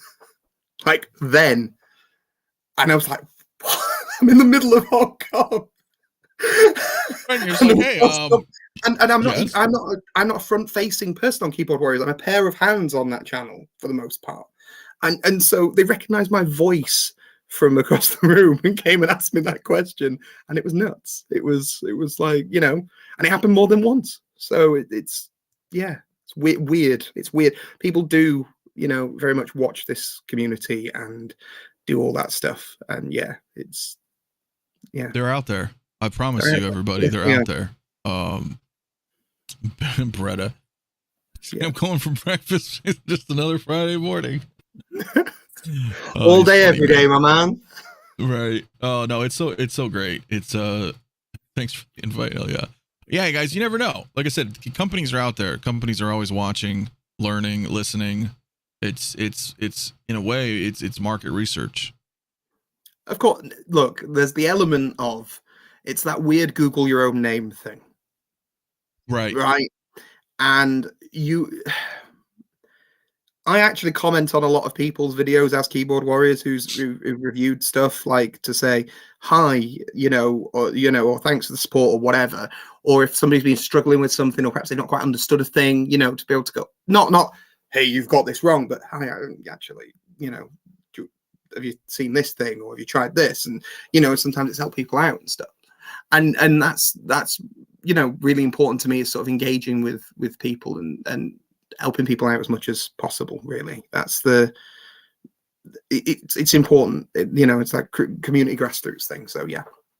Oh yeah, and that's the other thing. And for those of you guys who are just tuning in, if you know, being part of the community, like we've talked about, like you've been in it. This is your world. So, you know, along with you and other artists in your part of the industry, that's what I think sets it apart. And that's not to take away from other people either, because that's not necessarily fair, right? Because there are other companies that they're all passionate with their 6-scale products, but just knowing that, you know, like you mentioned, like off camera, you have so many other you're a huge collector in and of itself. So it's that passionate fan base is tantamount, I think, for anybody being successful. And being able to communicate and being so open with everybody in the community is a huge thing. The transparent, it shows. Well, I appreciate that. I really, you know, thank you for that, and I do appreciate that. And just know that sometimes when we don't say a thing, it's not because we don't want to. Right. That's the other thing.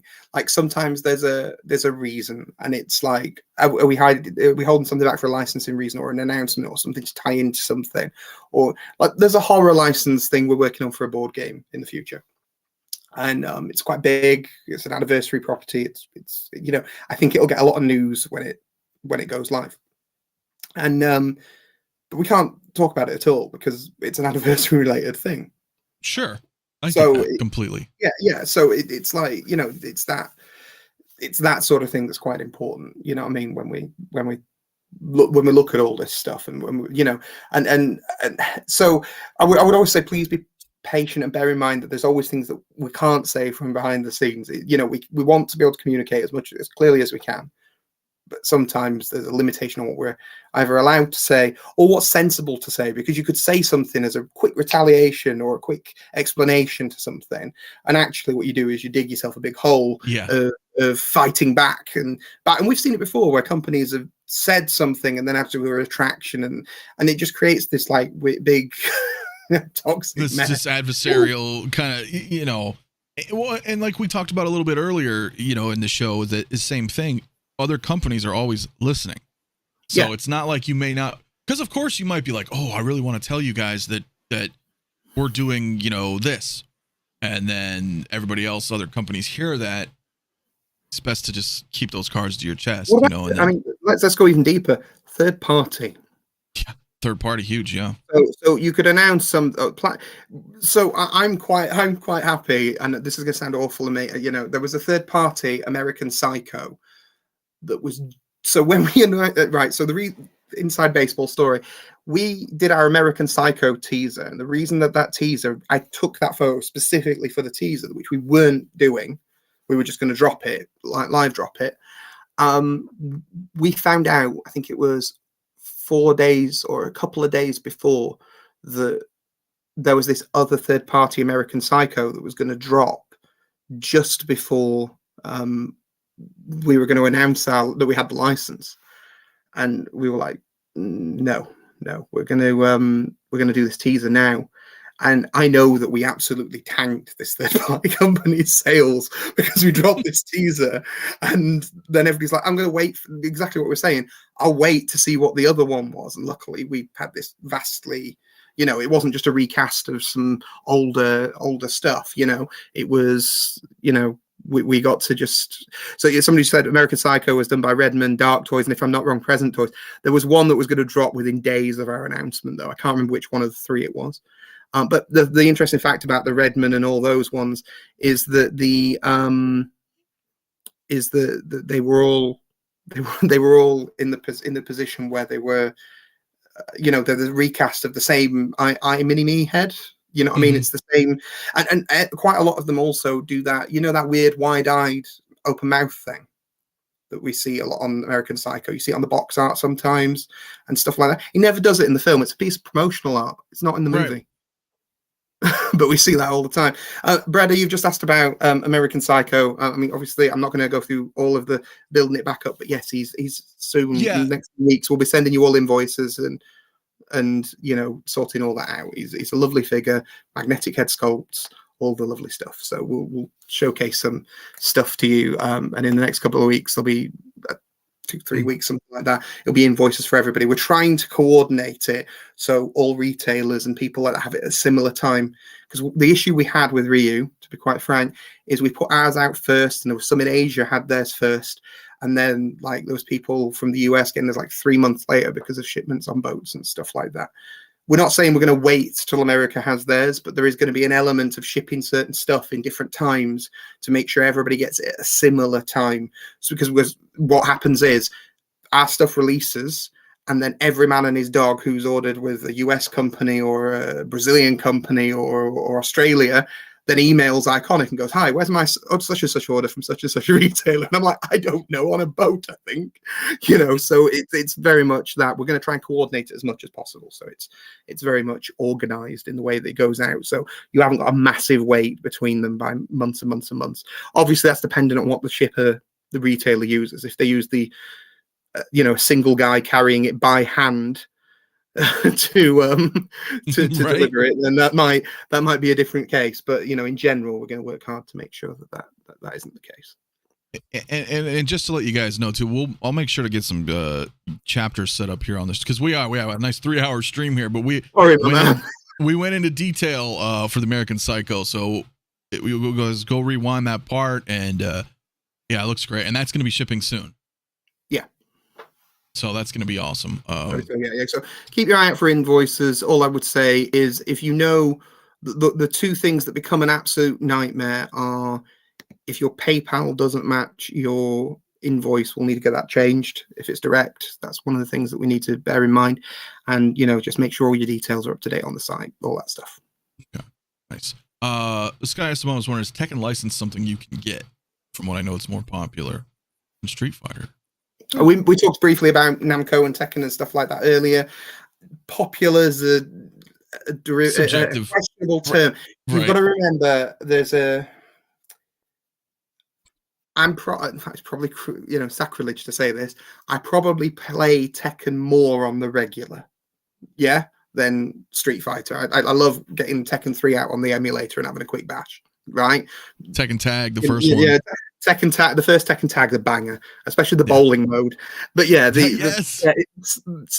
told you I really like video games. Yeah, me too. I loved both of those. So yeah, that is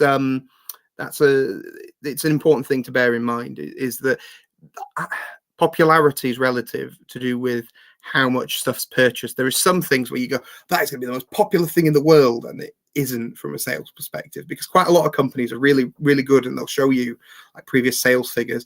And also, we're very connected to retailers, so we're very lucky to be able to go, hi retailer, how much did you sell of X? And they go, oh, we sold X amount of 100 or 1,000 or whatever, and we can start to map together a model of what that would actually be. So there is a lot of weird research that comes into that. So popular is a relative term. It's like something can be really popular. I would also say there's a big thing with video games where it's trying to get again, video games and collectors are this overlap thing, where but I think comic book people and collectors are used to paying high value for collectibles and items and memorabilia. I think sometimes just hardcore video game players sometimes go, that figure costs the amount of a console. That's the tricky part with Star Trek. The same thing, right? Because we have 6-scale collectors who are Star Trek fans. So they're used to it, like you're saying, right? But the Star Trek audience, is kind of cheap. That's a lot of money. Yeah, there's an education. They're not used to. They're like, what? That's a $200. Whoa! Like they don't. It's different. It's different. So I totally understand what you're saying. Trying to find that medium.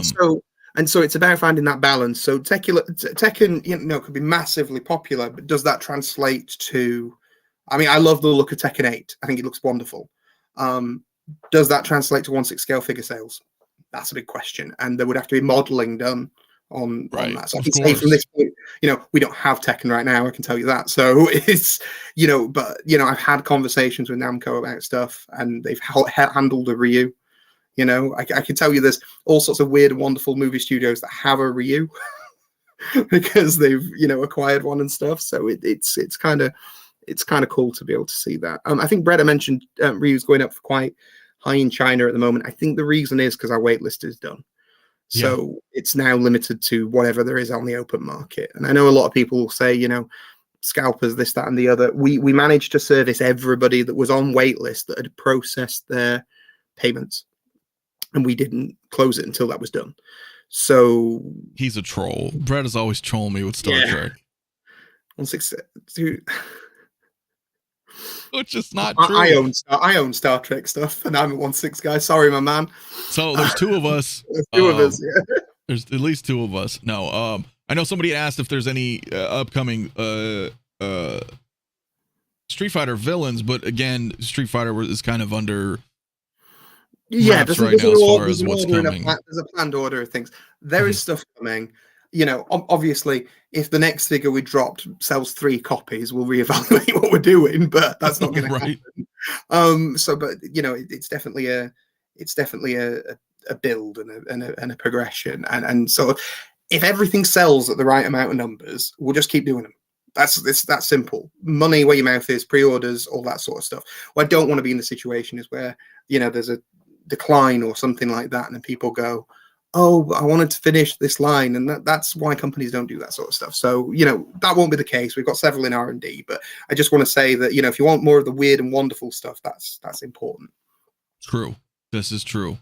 And he goes right, man. There's cost and also added value. Collectors want to fill up a collection first based on old love, classic versions. But game companies like to push their latest iterations, which they obviously do, right? Like they're going to want to promote Street Fighter 6 but Street Fighter I think is a big enough brand to where and I'm sure you would know working with them that, hey, this is okay. Like Street Fighter 5, let's put it out. It's still Street Fighter, but and let's look at it realistically. Like Street Fighter 6, they've already teased the classic costumes as DLC. They know how. Yep. Yeah, they showed Guile and Ryu and Chun-Li so far. Ken I think as well. That's public, right? I think Ken was public as well. I think I saw Ken. Okay. And then there was some leaked photos as well. Well, maybe I saw leaked photos there. But I saw some photos of Ken, so I was like, "Oh, okay."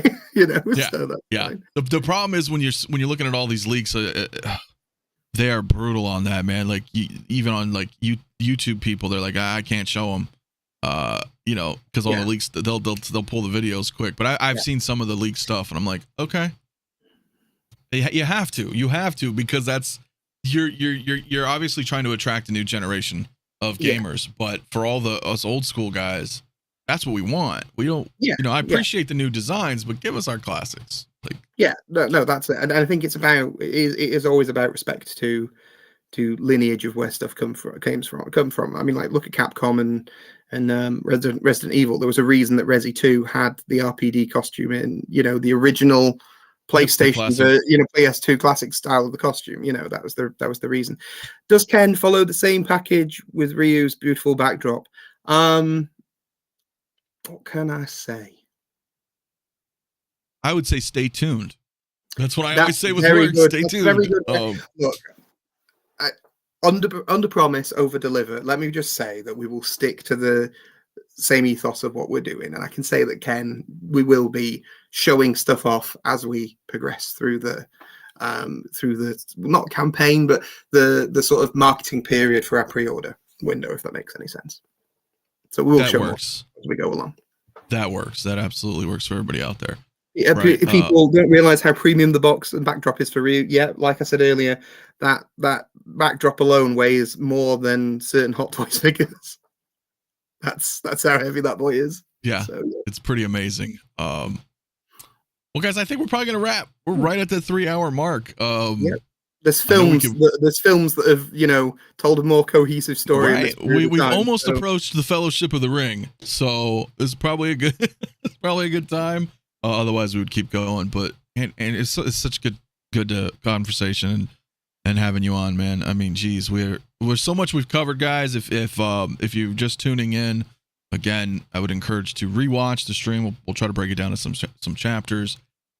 Do you have any final thoughts? No, I think I'm good. And just thank you for all the support. Thank you for having me on. As I say, keep an eye out on you know, everything that we're doing. Like I said, t-shirts drop soon. I don't know, have an exact date. The They Live Kickstarter is on the 20th, which is next week. So if you can support it, do support it. It's a positive thing. And like I said, license support breeds further licenses and breeds further conversations, you know, about, oh, do you want to consider doing a figure from this or a thing from this? So, you know, there's opportunities for stuff like that. So stay tuned for that. And yeah, that's about it really.